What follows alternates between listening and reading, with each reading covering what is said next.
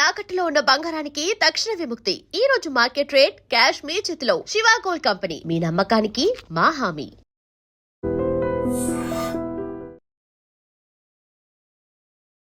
మురళీధర్ గౌడ్ ఇప్పుడు ఈ పేరు తెలుగు సినిమాలో ఒక నాన్న క్యారెక్టర్కో లేదా ఒక సర్పంచ్, ఒక పెద్ద మనిషి, ఒక ఊరి పెద్ద, ఇలాంటి క్యారెక్టర్లందరికీ కూడా మీరు కేర్ ఆఫ్ అడ్రస్ అయిపోయారు. నేను ఏది చేసినా మనసు పెట్టి చేస్తాను కాబట్టి, మనస్ఫూర్తిగా చేస్తాను కాబట్టి.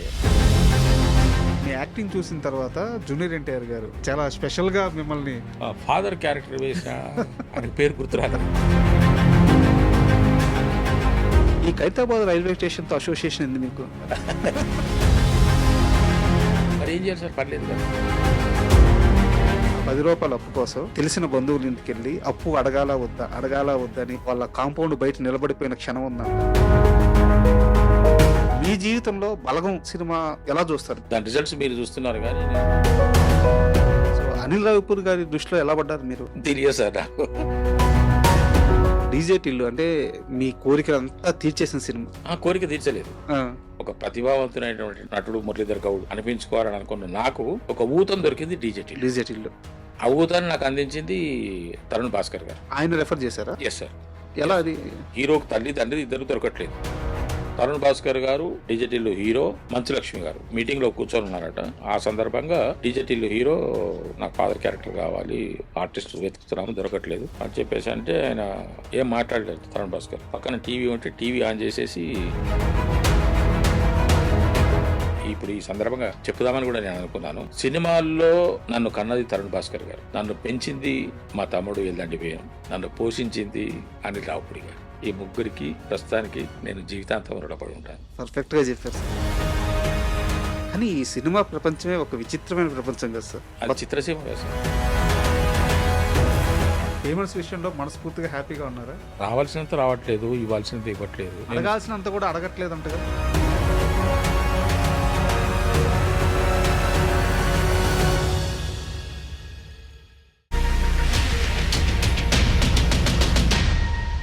Hi, welcome to my show. Sir నమస్తే. నమస్కారం అండి. సార్, మురళీధర్ గౌడ్ అంటే ఇప్పుడు ఈ పేరు తెలుగు సినిమాలో ఒక నాన్న క్యారెక్టర్కో లేదా ఒక సర్పంచ్, ఒక పెద్ద మనిషి, ఒక ఊరి పెద్ద, ఇలాంటి క్యారెక్టర్లందరికీ కూడా మీ పేరు మీరు కేర్ ఆఫ్ అడ్రస్ అయిపోయారు. సో అంటే ఎంత కంటికి నిండుగా ఉంటుందంటే మీరు ఆ క్యారెక్టర్స్లో కనిపిస్తూ ఉంటే నిజంగానే ఊర్లో మా నాన్నని చూసుకున్నట్టు, మా పెదనాన్నని చూసుకున్నట్టు, అంటే ఒక అమాయకమైన పల్లెటూరులో ఏ కల్మషం లేని ఒక పాత్ర. సో మీ స్వభావానికి మీ పాత్రలు అచ్చుగుద్దినట్టు సరిపోతూ ఉంటాయి. అందుకని మీరు చాలా స్పెషల్ ఇండస్ట్రీలో. సో ఇలాంటి ఒక పేరు రావడం ఎలా అనిపిస్తుంది?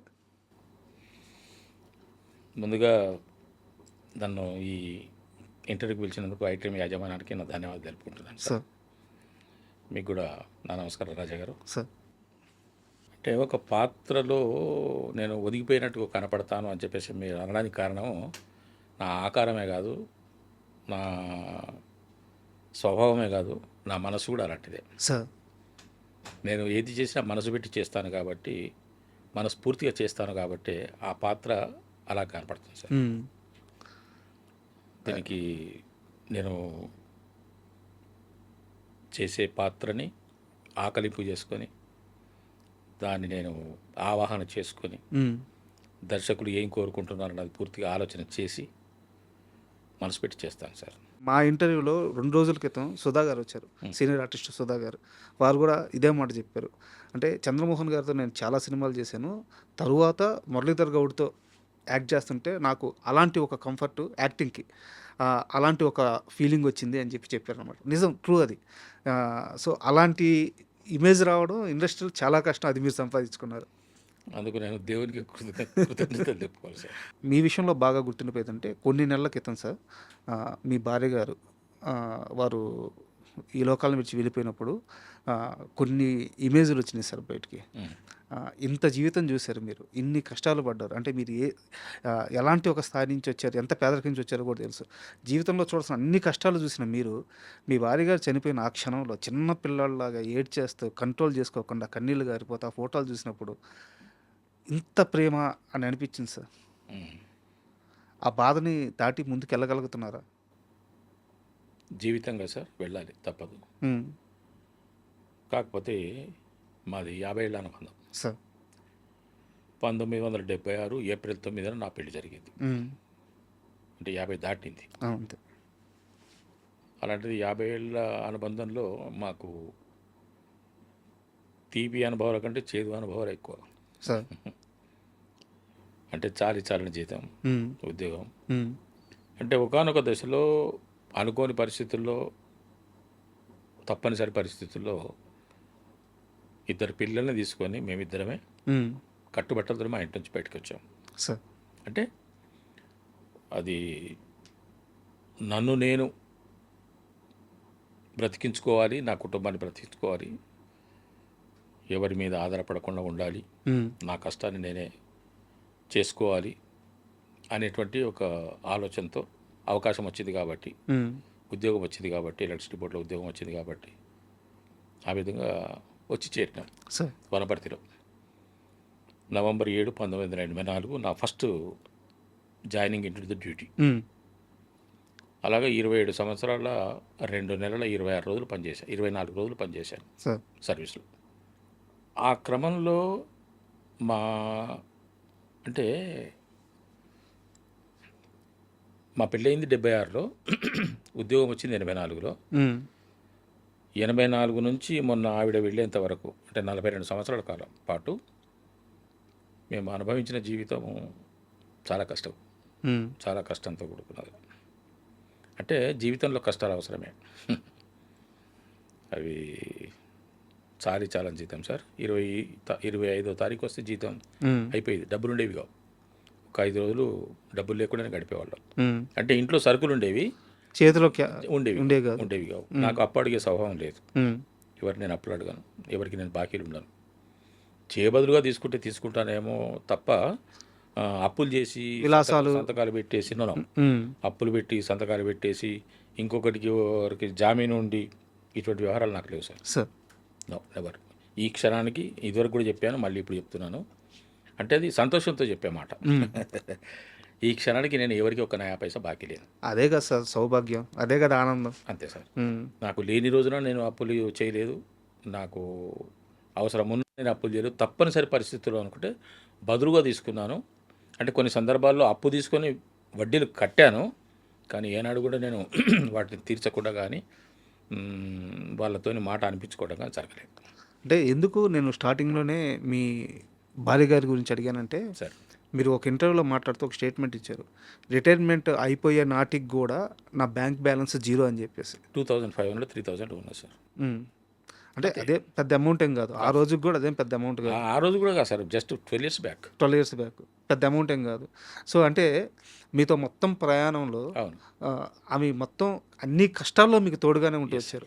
Yes sir. సో అలాంటి ఒక తోడు పోయిన తర్వాత అంత చిన్న పిల్లలుగా ఏడవడానికి కారణం నేను తర్వాత ఆలోచించుకున్నాను. ఆ రోజు లైవ్లో చూశాను మిమ్మల్ని నేను. అవునా? సో అది నాకు మనసులో ఉండిపోయింది. అవును సార్. ఒక భార్య మీద ఇంత ప్రేమ ఎలా వస్తుంది, ఎన్ని కష్టాలు దాటుంటారు వీళ్ళిద్దరు కలిసి అని చెప్పి అది మనసులో ఉండిపోయింది. మీరు కనిపించినప్పుడు అడగదాం అనుకున్నా. అంటే 50 ఏళ్ళ జీవితంలో మా మధ్య కూడా గొడవలు వచ్చాయి. గొడవలు అంటే పెద్ద గొడవలు ఏం కాదు. అంటే నేను చాలా సిస్టమేటిక్ ఉంటాను సార్. సార్. ఈ సందర్భంగా అంటే చెప్పాలి, కొంతమంది అన్న కొంచెం తెలుసుకుంటారనే అభిప్రాయంతో చెప్పాలి. చెప్పండి సార్. 50 ఏళ్ళ మా సాంసారిక జీవితంలో నేను ఆవిడను ఏమేని ఏనాడు పిలవలేదు. ఉమ్, చేత్తోనే ఆమెను ఇట్లా ఒక దెబ్బ వేయలేదు. ఏమని పిలిచేవాళ్ళు సార్? ఉన్నావా అంతే. ఎక్కడున్నావు అంతే. లేకుంటే దగ్గరికి పోయి మాట్లాడేవాడిని. దగ్గరికి పోయి విషయం చెప్తే ఆవిడ టర్న్ అయ్యేది కదా. అవును. అంతే. ఆవిడ మాత్రం నన్ను ఉన్నావా అని అడిగేది, పిలిచేది. ఉన్నావా అని ఆ రూమ్లోంచి ఈ రూమ్లోకి పిలిస్తే ఉన్నావా అని అడిగి ఉన్నా ఏంటి అయితే తప్ప.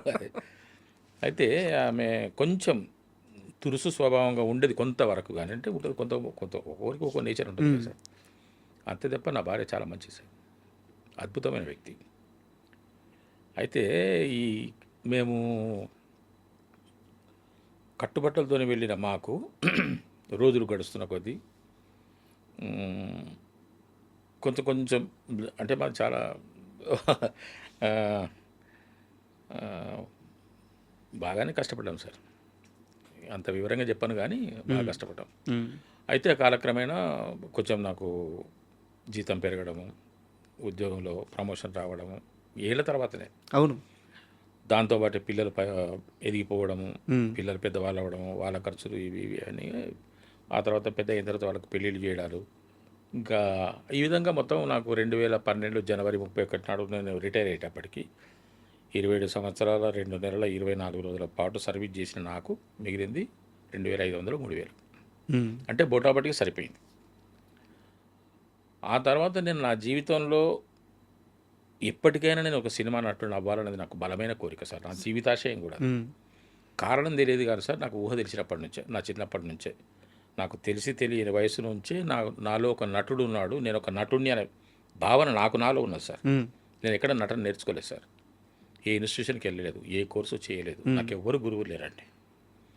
ఎవరన్నా మేము మురళీధర్కు నటన నేర్పాము అని చెప్పేసారంటే కూడా తప్పదు. కరెక్ట్. అది నాకు నేను ఎవరు గురువు లేరు. యాక్చువల్గా మీరు చాలా ఇంటర్వ్యూలో చెప్పినప్పుడు మిగతా వాళ్ళు ఎవరు కూడా దాని మీద స్పందించి క్వశ్చన్ అడగలేదు కానీ నేనున్నానని ఎవరు రారు. బట్ మీకు నటన రావడానికి ప్రధానమైన కారణం నేను రవీంద్ర భారతి అని అనుకుంటున్నాను. ఎందుకంటే మీరు చెప్పిన మాటల ప్రకారం అక్కడ ఏ నాటికి జరిగినా మీరు వెళ్ళేవాళ్ళు, ప్రతిరోజు నా డ్యూటీ రవీంద్ర భారతే. అక్కడ వెళ్ళి కూర్చునేవాళ్ళు. ఎప్పుడైతే నాటక రంగాన్ని మనం ఆస్వాదించడం మొదలు పెడతామో తెలియకుండా నటన ఒంట్లోకి వెళ్ళిపోద్ది అంటే నేను చిన్నప్పుడు కూడా నాటకాలు వేసాను సార్. సార్. చిన్నప్పుడు నా 8వ ఏటని నేను స్టేజ్ మీద నాటకం ఒక చిన్న ఫ్యాన్సీ షో వేస్తే నాకు మొట్టమొదటి ప్రదర్శనకే నాకు 10 రూపాయల బహుమానం ఇచ్చారు మా సమితి ప్రెసిడెంట్ కొడకళ్ళ రంగారెడ్డి గారు, అప్పుడు గజ్వెల్లో పంచాయత్ సమితి ప్రెసిడెంట్ కొడకళ్ళ రంగారెడ్డి గారు 1967లో స్టేజ్ మీదకి వచ్చి నాకు 10 రూపాయలు నా జేబులో పెట్టారు. అది 1000 రూపాయలతో సమానం అప్పట్లో, ఇంకా ఎక్కువే. ఇంకా ఎక్కువే. ఎందుకంటే మొదటి ప్రదర్శన అప్పట్లో సమితి ప్రెసిడెంట్ చాలా గౌరవప్రదమైనటువంటి పెద్ద వ్యక్తి. సార్, అలాంటి వ్యక్తి వచ్చి అంటే అంత పరవశించిపోయాడు ఆయన. అయితే మీరు రిటైర్మెంట్ అయిపోయిన తర్వాత సినిమాల్లో క్యారెక్టర్స్ వచ్చే ఈ మధ్య గ్యాప్లో ఒక చిన్న సందర్భం గురించి అడగాలి మిమ్మల్ని. ఈ ఖైరతాబాద్ రైల్వే స్టేషన్తో అసోసియేషన్ ఉంది మీకు? నేను ఉండేది ఖైరతాబాద్లోనే కదా సార్. ఇప్పుడు ఆ రైల్వే స్టేషన్లో వెళ్ళి కూర్చునే వాళ్ళంట అది చెప్పారా ఇక్కడ ఎప్పుడైనా? తెలిసింది, చెప్పండి. Yes sir. అంటే ఇప్పుడు నాకు పని అంటే చాలా ఇష్టం సార్. నేను నా డిపార్ట్మెంట్లో ఉన్నా, నేను డిపార్ట్మెంట్లో చేరకముందు మా ఊర్లో ఉద్యోగంలో ఉన్నా కూడా పొద్దున 10 గంటల నుంచి రాత్రి 10 గంటల వరకు నేను నిరంతరంగా పనిచేయడం అనేటువంటి కోరిక, నాకు ఆలోచన. నాకు ఏదైనా పని ఇస్తే నేను 100% చేస్తాను సార్. అదేదో సరే అయిపోయింది అని అనుకుందామని అనుకుంటూ కాదు, 100% చేసి దాన్ని ఫీడ్బ్యాక్ ఇస్తాను. నాకు అటువంటి నేచర్ ఉంది నా దగ్గర. కాబట్టి పని కూడా ఇక్కడ హైదరాబాద్లో మా ఆఫీస్లో కూడా నాకు నా అదృష్టవశాత్తు అద్భుతమైనటువంటి ఓవర్ బర్డెన్ సీట్లు వచ్చేవి నాకు. మరి నన్ను కోరుకొని వేసేవారా, లేకపోతే అవి నన్ను కావాలనుకొని మురళీధర్ నాకు రావాలని అనుకునే ఆ సీట్లు తెలియదు, కానీ చేసే అవి నాకు వచ్చేవి. నేను బాగా కష్టపడి వాటిని సాల్వ్ చేసుకున్నాను. ఆ విధంగా నాకు పనిచేయడం బాగా అలవాటు. రిటైర్ అయిపోయిన తర్వాత ఒక్కసారిగా నాకు చేతిలో పని లేదు. ఏం చేయాలి అని చెప్పేసి అని లైబ్రరీకి వెళ్ళేవాడిని. ఖైరతాబాద్ లైబ్రరీలో 1 గంట 2 గంటలు కూర్చునేవాడిని. ఆ తర్వాత తోచేది కాదు, మళ్ళీ బయటకు వచ్చేవాడిని. బయటకు వచ్చేసి వీధుల్లో తిరగడం నాకు ఇష్టం లేదు, ఉండదు. ఎక్కడ కూర్చోవాలి, పని చేయాలి. పని లేకుండా తిరగడం కరెక్ట్ కాదనిపించేది. కానీ ఏం చేయాలి, పని దొరకదు. నేను కొన్ని సందర్భాల్లో అంటే మొట్టమొదటిసారి మీకు చెప్తున్నా, మీరు రైల్వే స్టేషన్లో ఎందుకు కూర్చునే వాళ్ళనంటే, నన్ను ఎవరైనా పిలిచి సార్ ఇక్కడ మీరు కౌంటర్ మీద కూర్చోండి, మీకు ఒక పూట కొన్ని గంటలు కూర్చుని మీకు ఇంత అమౌంట్ ఇస్తాం, కూర్చోండి, లేకుంటే మీకు టైం పాస్ కన్నా కూర్చోండి సార్ అంటే పిలిస్తే నేను వెళ్ళి కూర్చుందామని అనుకునేవాడిని. లేక వాళ్ళకన్నా పని చేసి పెడతాం కదా, నాకు టైం పాస్ అవుతుంది, వాళ్ళకి పని చేసి పెట్టేవాని. కాక ఏం చేసేవాడు సార్, నేను పుస్తకాలు చదివే అలవాటు నాకు. ఒక 2 బుక్స్ పట్టుకొని రైల్వే స్టేషన్కి వెళ్ళేవాడిని. స్టేషన్లోకి వెళ్ళి కూర్చోవాడిని. గంటలు కూర్చునే వాళ్ళు. మరి ఏం చేయాలి సార్, పర్లేదు కదా. 1 గంట వరకు నాకు ఎవరి దగ్గరికి వెళ్ళి కూర్చునే అలవాటు లేదు. నాకు ఫ్రెండ్స్ ఎక్కువ లేరు కాదు, ఫ్రెండ్స్ ఎక్కువ నాకు ఉండరు. కాబట్టి నేను ఎవరి దగ్గరికి వెళ్ళాలి, ఏమని పలకరియాలి, ఒకసారి పోతాం, 2 సార్లు పోతాం. ఏదైనా షాప్కి వెళ్తే కూడా కిరాణా స్టోర్ వాళ్ళు తెలుసు కాబట్టి వాళ్ళ దగ్గరికి వెళ్ళినా, లేకుంటే ఇంకేదో ఒక ఫ్రెండ్ షాప్ ఉన్నది తెలిసినా వెళ్ళినా కూడా ఒకసారి 2 సార్లు వెళ్తాం, ఒక పావు గంట 1 గంట కూర్చొని కడతాం. కానీ మనకు గంటలు కావాలి కదా టైం పాస్. అందువల్ల నేను ఎవ్రీడే సార్ 6:30కి నేను రవీంద్ర భారతిలో ఉండేవాడిని. ప్రోగ్రామ్ ఏదైనా ఉండని 9 o'clock వరకు స్పెండ్ చేసేవాడిని అక్కడ. హాయిగా మనస్ఫూర్తిగా స్పెండ్ చేసేవాడిని. అది మీ ప్రపంచం. అది నా ప్రపంచం. నాకు లైట్ ఉండాలి, ఎదుటిగా ఒక మనిషి రంగేసుకొని ఉండాలి, ఏదో జరుగుతుండాలి, లేదా నేనన్నా అక్కడ ఉండాలి. ఒకవేళ రవీంద్ర భారతిలో ప్రోగ్రాం లేకపోతే త్యాగరాయ గాన సభకి వెళ్ళిపోయాను. నేను రెగ్యులర్ స్పెక్టేటర్ని, ఆడియన్ని త్యాగరాయ గాన సభకి, రవీంద్ర భారతికి ఎక్కువ. అండ్ మీ సినిమా కెరీర్ గురించి మాట్లాడుకునే ముందు నాకు మీ వ్యక్తిగత జీవితం గురించి ఇంకో 2 ప్రశ్నలు ఉన్నాయి. అవి పూర్తయిన తర్వాత మనం సినిమా ప్రయాణం గురించి మాట్లాడుకుందాం. మీ కాలుకుండే ఆ షూ గాని, లేదా ఇప్పుడు మీరు వాడే కాస్ట్‌లీ షూ గాని రేట్ ఎంత సార్? అంటే ఇప్పుడు ఒక షూ కొనాలంటే ఎంత పెట్టి కొంటారు మీరు? ఇప్పుడా ఆ! బాగా అత్యధిక ధర చెప్పండి. నాకు రేటు కూడా తెలియదు సార్. హ్మ్. షూస్ రేటు కూడా తెలియదు నాకు. నేను ఎందుకు అడుగుతున్నానంటే, సరే. ఒక కుర్రాడు డిగ్రీ చదివే రోజుల్లో, ఆ కుర్రాడి తండ్రి కాళ్ళకి ఏసుకోవడానికి చెప్పులు గూడా లేవు. ఆ కుర్రాడికి అర్థమవుతుంది తండ్రి పేదరికం. తండ్రి ఏం కోల్పోతూ తనను చదివిస్తున్నాడో తెలుస్తుంది. అవును సార్. ఆ క్షణంలో ఆ కుర్రాడు సినిమా అనే తన కలని చిదిమేసుకొని 30 సంవత్సరాల పాటు, 30 సంవత్సరాల పైనే ఇంకా 27 సంవత్సరాల సర్వీసు, అంతకుముందు 5, 6 సంవత్సరాలు. అన్ని సంవత్సరాలు ఆ కుర్రాడు తన సినిమా అనే కోరికను చంపేసుకొని, కుటుంబాన్ని నిలబెట్టడం కోసమే పనిచేశాడంటే, ఆ తండ్రి కష్టం ఆ కుర్రాడు ఎంత తీవ్ర స్థాయిలో చూసుండాలి. మీ నాన్నగారి కాళ్ళకి చెప్పులు లేకుండా నడిచిన క్షణం మీరు చూసారు. అవును సార్. మీ నాన్నగారి గురించి చెప్పండి. మా నాన్నగారు నాకు నడిచే దేవుడు. మా హ్మ్. అమ్మ, నాన్న. మా అమ్మగారి పేరు రాజమణమ్మ. మా నాన్నగారి పేరు గౌరయ్య గౌడు. పేద కుటుంబం సార్. కానీ మంచి మనుషులు. హ్మ్. మనసున్న మనుషులు. మేము 5గురం సంతానం. ఎక్కడ ఏ లోపము, ఏ లోటు జరగకుండా, ఏ రోజు మాకు ఇది కావాలి అంటే లేదు అనకుండా పెంచారు సార్. వాళ్ళకి లేకపోయినా. హ్మ్. చాలా కష్టపడ్డారు సార్ మా నాన్న, మా అమ్మ. అందుకే నేను ఇప్పటికీ దాంట్లోంచి బయటకు రాలేకపోతున్నాను. హ్మ్. ఇప్పుడు ఇందాక మీరు అన్నట్టుగా ఒక షూ ఏ రేటు పెట్టి కొనగలుగుతారు మీరు అని చెప్పేసారంటే, అది ఎంత క్వాలిటీ అయినా, ఎంత క్వాంటిటీ అయినా, ఎంత రేట్ అయినా కూడా కొనగలిగే పరిస్థితిలో ఇప్పుడు నేనున్నా కూడా, హ్మ్. నాకెందుకో రూ. 25 చెప్పుల మీదనే ధ్యాస ఉంటుంది. సార్. వృధా ఖర్చు ఎందుకు అనేది ఒకటి. హ్మ్. ఎందుకులే నాకు అవసరమా? అవసరం లేని పని ఎందుకు చేయాలి? ఆ కష్టం చూసొచ్చారు కదా మీరు. హ్మ్. లగ్జరీ లైఫ్ అంటే నాకు ఇష్టం లేదు సార్. ఫస్ట్ ఆఫ్ హ్మ్. ఆల్ లగ్జరీ లైఫ్ అంటే నాకు ఇష్టం లేదు. ఆధునిక జీవితం కూడా నాకు, ఆధునిక పోకడల మీద కూడా నాకు ఇష్టం లేదు. హ్మ్. ఎందుకంటే మనకు సంస్కృతి, మనకు ఆచారము, మన యొక్క సంస్కారము, మన యొక్క పద్ధతులు, మన యొక్క భాష, ఇవి నాకు చాలా ఇష్టం. బట్ ఇప్పుడు మీరున్న ఈ ప్రపంచంలో, ఈ గ్లామర్ ఫీల్డ్‌లో ఇక్కడంతా ఒక హిపోక్రసీ నడుస్తుంటది కదా! అవును సార్. పెద్ద కార్‌లో రావాలి, సూటు, బూటు ఎయ్యాలి, మంచి వాచ్ పెట్టాలి, మెడలో చైను, బ్రాస్లెటు, మెయింటెనెన్స్ బాగుండాలి, చుట్టూ 10 మంది బాయ్స్ ఉండాలి. ఇలాంటి ఒక ప్రపంచంలో బతుకుతున్నారు. పైగా స్టార్‌డమ్ వచ్చింది. ఖచ్చితంగా మెయింటైన్ చేయాలి. మెయింటైన్ చేయకపోతే మురళీధర్ గౌడ్ పిసినారి అనుకునే మనుషులు గూడా ఉంటారు. ఇవన్నిటిని ఎలా హ్యాండిల్ చేస్తున్నారు? అంటే అవన్నీ అవసరమే. మీరు ఒక పదం వాడారు హిపోక్రసీ అని. హ్మ్. నేను దానికి దూరం సార్. హ్మ్. నేను హిపోక్రసీని దగ్గరికి రానివ్వను. నేను వాస్తవంలోనే ఉంటాను. సార్. వాస్తవంగానే ఉండాలనుకుంటున్నాను. ఎందుకంటే వాస్తవమే వాస్తవం కాబట్టి. సూపర్.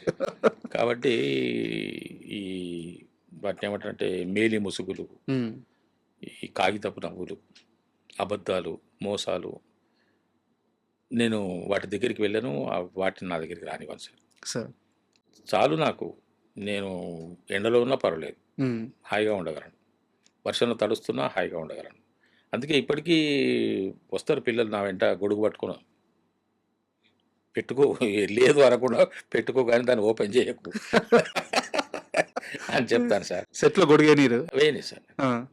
ఎవరైనా ఏమన్నా అనుకుంటే మీరన్నట్టుగా అదేంటి గొడుగు కూడా లేదా ఆయనకు అనుకోకుండా ఉండడం కోసం అని చెప్పేసి చేతిలో పట్టుకుంటాడు అంతే. ఆ! ఓపెన్ చేయొద్దు దాన్ని. అవసరం లేదు. ఎంత దూరమైనా నేను నడిచి ఎండలో వెళ్తా. ఆ!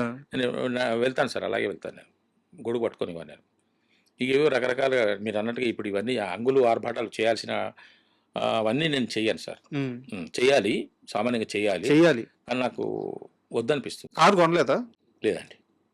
కొనను కూడా. కొనను గూడా. ఎందుకంటే సార్ కారు కొనకపోవడానికి కారణం ఏంటంటే పార్కింగ్ ప్రాబ్లమ్ ఒకటి. ఓకే. ఇంట్లో పార్కింగ్ ఉంటదనుకోండి. మనం ఎక్కడున్నా కూడా ఇంత పార్కింగ్ ఉంటుంది.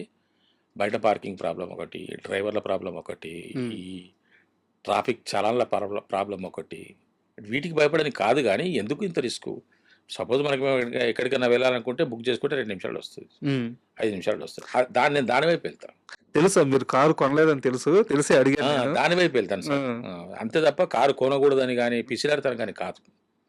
ఇప్పుడు అనవసరంగా నేను ఏది అనవసరమైన పని చేయను సార్ నా వరకు నేను. సార్. అవసరం అనుకుంటే తప్పకుండా చేద్దాం. దానికి ఎంత ఖర్చయినా ఏ విధంగానే వెళ్దాం. హ్మ్. కానీ అనవసరమైనటువంటి పని అవసరంగా చేయకూడదు. ఇప్పుడు మీకు అంత అవసరం లేదు అని మీరు భావిస్తున్నారు. అంతే సార్. హ్మ్. అవసరం అనుకుంటే కొనుక్కుందాం. హ్మ్. ఎందుకు సార్ ఇప్పుడు జీరో ఇన్వెస్ట్‌మెంట్‌తోనే డబ్బులు మన దగ్గర డబ్బులు ఉండాల్సిన పనే లేదు. ఇప్పుడు జీరో ఇన్వెస్ట్‌మెంట్ దాకా ఎందుకు సార్? ఈరోజు మీరు దలుచుకుంటే గట్టిగా 10 రోజులు షూట్ చేస్తే కారొచ్చేస్తది. అనుకుందాము. ఆ! కానీ నాకు అవసరం లేదని నాకు అనిపిస్తుంది. ఆ! కదా! సార్ అయితే ఇది ఒక ఉదాహరణ. అంటే మీరు కొన్ని విషయాలు నేను చెప్పకూడదు అనుకున్నాను సార్. ఎందుకంటే నా వ్యక్తిగత జీవితం గురించి, నా యొక్క లైఫ్ స్టైల్ గురించి, నా యొక్క సహజ సిద్ధమైన నా స్వభావం గురించి, నా లక్షణాల గురించి చెబితే హ్మ్, బాగుంటుందని ఒక్కోసారి అనిపిస్తుంది. చెప్పుకొని లేనిపోని అంటే ఇతను ఇలాగా ఉంటాడా? మరీ ఇదా అని అనుకుంటారేమో అని చెప్పేసి ఒక దాంతోని ఆహ్, లేదు చెప్పాలనిపించింది సార్. సార్. నాకు ఈ ఇంటర్వ్యూలో గావాల్సింది మీరు చేసే సినిమాలు, ఆ సినిమాల కలెక్షన్‌లు నాకు ఇది గాదు కావాల్సింది. మీరు ఒక పరిపూర్ణమైన జీవితాన్ని జూసిన మనిషి. అవును సార్. ఇంత సీనియారిటీలో, ఇంత ప్రయాణంలో మీరు నేర్చుకున్న విషయాలు చెప్తే 10 మందికి ఉపయోగపడతాయి. నేను వాస్తవంగా ఉండాలనుకుంటాను రాజాగారు. సార్. వాస్తవంలోనే బ్రతుకుదాము. వాస్తవంగానే ఉందాం అనుకుంటాను. హ్మ్.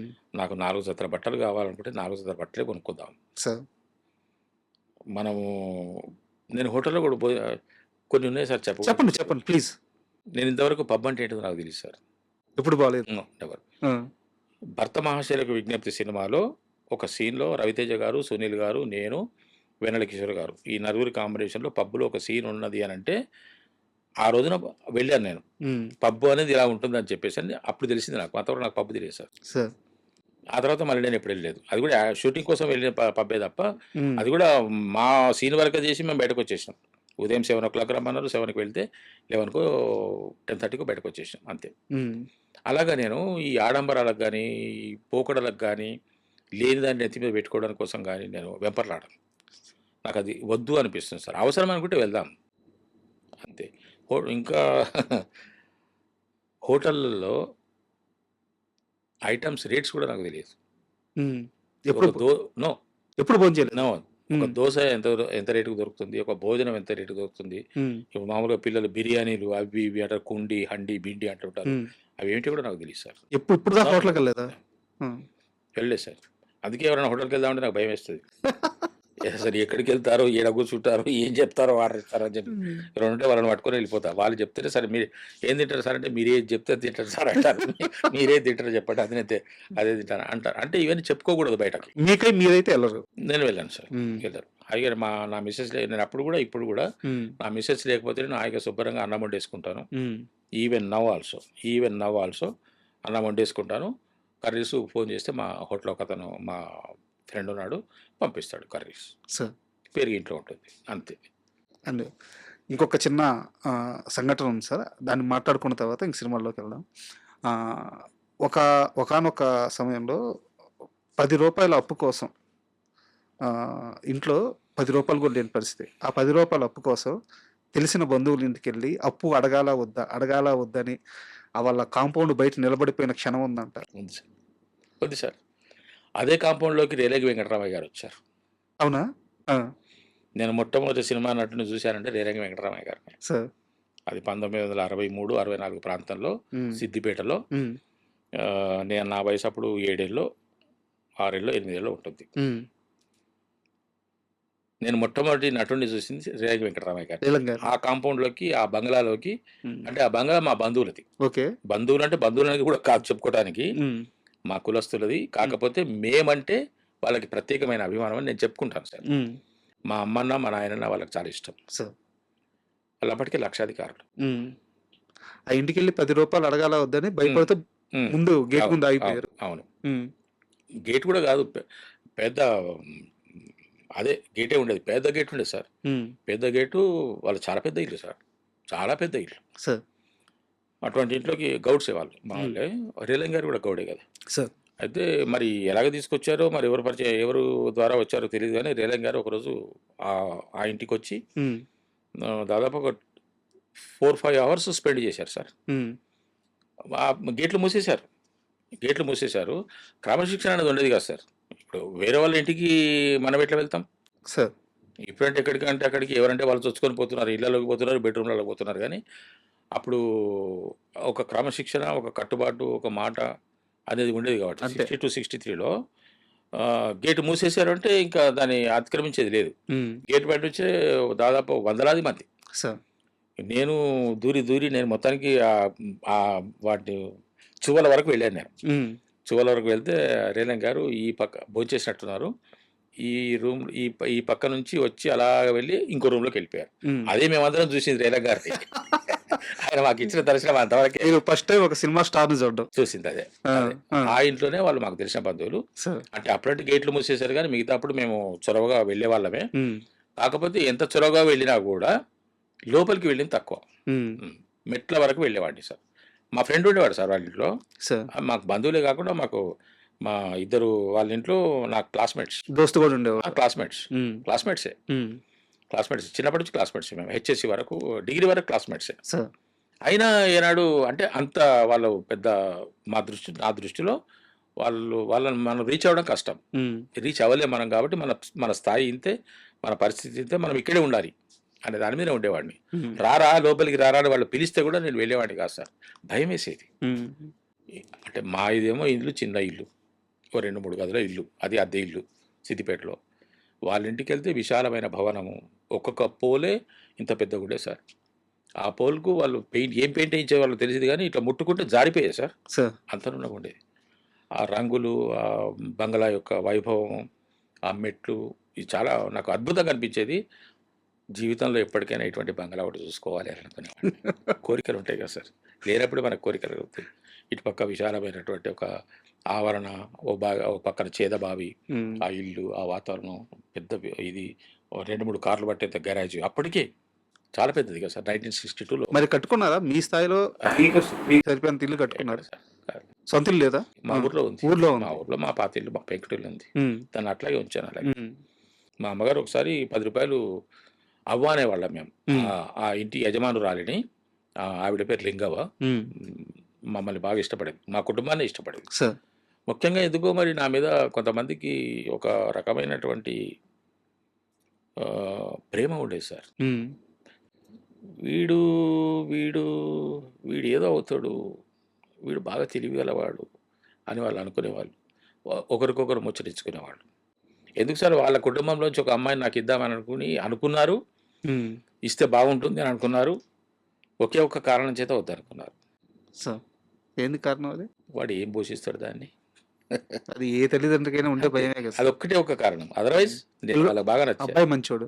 నేను వాళ్ళకి బాగా నచ్చాను. హ్మ్. వాడికి ఇస్తే బాగుంటుందని అనుకున్నారు గానీ, ఏమున్నదని వాడు పోషిస్తాడు మన దగ్గర వాళ్ళకి ఏమున్నది అనేది ఒకటి జరిగింది. అయితే నాకు ఈ ప్రాసెస్‌లో ఇంకా అద్భుతంగా అనిపించిందేందంటే, అంత పెద్ద లక్షాధికారి ఇంటికెళ్ళి రూ. 10 అడగడానికి మీరు భయపడి ఆగిపోయిన మీరు మేము అవ్వ అనేవాళ్ళం. ఆ! అయితే మీ నాన్నగారు దూరంగా ఉండి పనిచేసేవాళ్ళంట. అవును. ఇంటికొచ్చిన తర్వాత ఆ రూ. 10 అప్పు కూడా మీరు జాగ్రత్తగా ఎళ్లి వాళ్ళకి కట్టేవాళ్ళంట. ఇచ్చాను సార్. ఆ? నేనే ఇచ్చేవాడిని. నేనే తీసుకున్నాను కాబట్టి మళ్ళా మా నాయన వచ్చిన తర్వాతనే ఆయన ఎంత ఇస్తున్నారు మా అమ్మకు ఓ రూ. 100 ఇస్తున్నారు. వాళ్ళసలు అడిగేవాళ్ళు కూడా కాదు కదా! లేదు సార్. ఆ! లేదు. ఎందుకంటే మేము వీళ్ళు అడిగేవాళ్ళు గాదు, అడిగారు. హ్మ్. ఎంత అవసరం ఉంటేనో అడిగారు అనే దాంతోనే వాళ్ళు ఇచ్చేవాళ్ళు. నేను కూడా అంతే మర్యాద తీసుకుపోయి ఇచ్చేసేవాడిని. అట్లా కొంచెం మీ నాయన వచ్చినాడురా అని అడిగేది. రూ. 10 తీసుకుపోయి మళ్ళా ఇస్తే నాయన వచ్చినాడురా అంటే ఆ! వచ్చిండు నిన్న రాత్రి. అంటే మా నాయన కూడా వెళ్ళి వాళ్ళని కలిసేవాడు. ఇది మీకు చూడండి తెలియకుండా మీ లైఫ్‌లో మీ పేదరికమే అవును సార్. మీకు ఒక క్రమశిక్షణని, ఒక నిజాయితీని, ఒక నిబద్ధతని అన్నిటిని అలవాటు చేసేసింది. అండ్ మీ గురించి ఈ ప్రాసెస్‌లో చాలా విషయాలు తెలుసుకున్నాను. మీరు పనిచేస్తున్న ఆఫీస్‌లో గవర్నమెంట్ ఆఫీస్‌లో మీరు మురళీధర్ గౌడ్ లంచం తీసుకుంటాడా? తీసుకోడా? అని చెప్పి మీకు ప్రతి నెలకోసారో, ప్రతి సంవత్సరానికోసారో టెస్ట్‌లు ఉండేయంటగా మీకు? అంటే ఈడెప్పటికైనా లంచం తీసుకోకపోతాడా? ఏమన్నా డబ్బులు తీసుకొని పని చేస్తాడేమో చూద్దాం అని చెప్పి మీ సారోళ్ళు మిమ్మల్ని పరీక్షించేవాళ్ళంట. అలా కాదు గానీ ఆ! నా వర్క్ స్పీడ్‌కి వాళ్ళు కొంచెం భిన్నంగా ఆలోచించేవాళ్ళు. ఆ! ఎందుకంటే సామాన్యంగా గవర్నమెంట్ ఆఫీసుల్లో వేసిన ఫైలు అక్కడే ఉండిపోవడము, దుమ్ము పట్టిపోవడము, లేకుంటే ఫైల్ దొరకలేదు అనడము, పెండింగ్‌లో పెట్టడం ఇవన్నీ అవును. సర్వసాధారణంగా అవును. జరుగుతుంటాయి. కానీ నేను అలాంటివాడిని కాదు సార్. నేను ఎప్పటికప్పుడు వచ్చింది వచ్చినట్టుగా నా టేబుల్ మీద మీకు గుండు పిన్ కూడా కనిపించేది కాదు. హ్మ్. అయితే సబ్మిట్ చేయటము, లేకపోతే కిందికి ఫార్వర్డ్ చేయటం. హ్మ్. అంతే తప్ప నా దగ్గర ఏం పెట్టుకునేవాడిని కాదు. ఆ క్రమంలో చాలామంది ఒక రకమైనటువంటి అపోహలకు అనుకున్నారు. వీడు ఎన్నో డబ్బులు తీసుకొని ఈ పనులు చేస్తున్నాడని చెప్పేసి. ఇంత స్పీడ్‌గా ఇంత పనిచేస్తున్నాడు. స్పీడ్‌గా పని ఆ! చేస్తున్నాడు. డబ్బులు తీసుకుంటే తప్ప పని చేయరు కదా! అని చెప్పేసి అని బాగా అబ్జర్వేషన్ పెట్టారు. ఆ! అబ్జర్వేషన్ పెట్టారు కానీ వాళ్ళు ఎవరైతే బెనిఫిషియర్స్ ఉంటారో వాళ్ళని కూడా అడగటము, హ్మ్. వాళ్ళ చేత కూడా మనకేమన్నా నా మీద ఏమైనా కంప్లైంట్లు ఇప్పించాలి హ్మ్. అనేటువంటి ఆలోచన చేశారు. కానీ అంటే నేను తీసుకోలేదు అని చెప్పను సార్. సార్. తీసుకోలేదు అని చెప్పను. నేను ఏనాడు ఎవరి డబ్బులు నేను చేత్తో తాకలేదు సార్. హ్మ్. ఎవరైనా మురళీధర్ ఇగో ఎంచుకో అని చెప్పేసి అన్నట్టు 50 100 100,000 కూడా కాదు. 50 100 ఇస్తే అక్కడ పెట్టిపోయేవాళ్ళు అంతే, నేను తీసుకునేవాడు తప్ప. పని చేపించుకున్న తర్వాత వాళ్ళ ఆనందం కొద్దీ అంతే. ఆ! I never asked anybody. హ్మ్. నో. సార్. అయితే 'రంగస్థలం' సినిమాలో మీరు ఎక్కడ కనిపించారు సార్? నేను 'రంగస్థలం' సినిమా మొత్తం చూసాను మళ్ళీ. చూసారా? జగపతి బాబు గారి వెనకాల ఉంటాను. అవునా? ఆ! మీరు మళ్ళీ ఈసారి చూస్తే 'ఆగడు' సినిమా చూడండి. ఆ! మహేష్ బాబు గారి వెనకాల ఉంటాను. ఓకే. నేను చేసినవి ఒక 4, 5 సినిమాలు సార్. ఆ! దాంట్లో 'వినవయ్య రామయ్య' అనే ఒక సినిమాలో నాకు మంచి క్యారెక్టర్ వచ్చింది. మంచి హ్మ్. క్యారెక్టర్ అంటే 4 డైలాగులు ఉన్న క్యారెక్టరు. ఒక అద్భుతమైనటువంటి ఒక మహానటుడి పక్కన నిలబడి పక్కన కూర్చొని చేసిన క్యారెక్టరు. 'ప్రకాష్ రాజ్' గారి పక్కన నేను కూర్చొని చేసిన క్యారెక్టరు 'వినవయ్య రామయ్య.' హ్మ్. సింధూరపు కృష్ణారెడ్డి గారు వాళ్ళ అబ్బాయిని హీరోగా పెట్టి తీసిన సినిమా. సార్. ఆ అబ్బాయి పేరు నాగ్ నాగ్ అశ్వినో ఏదో ఉంది సార్ ఆ అబ్బాయి పేరు. ఓకే.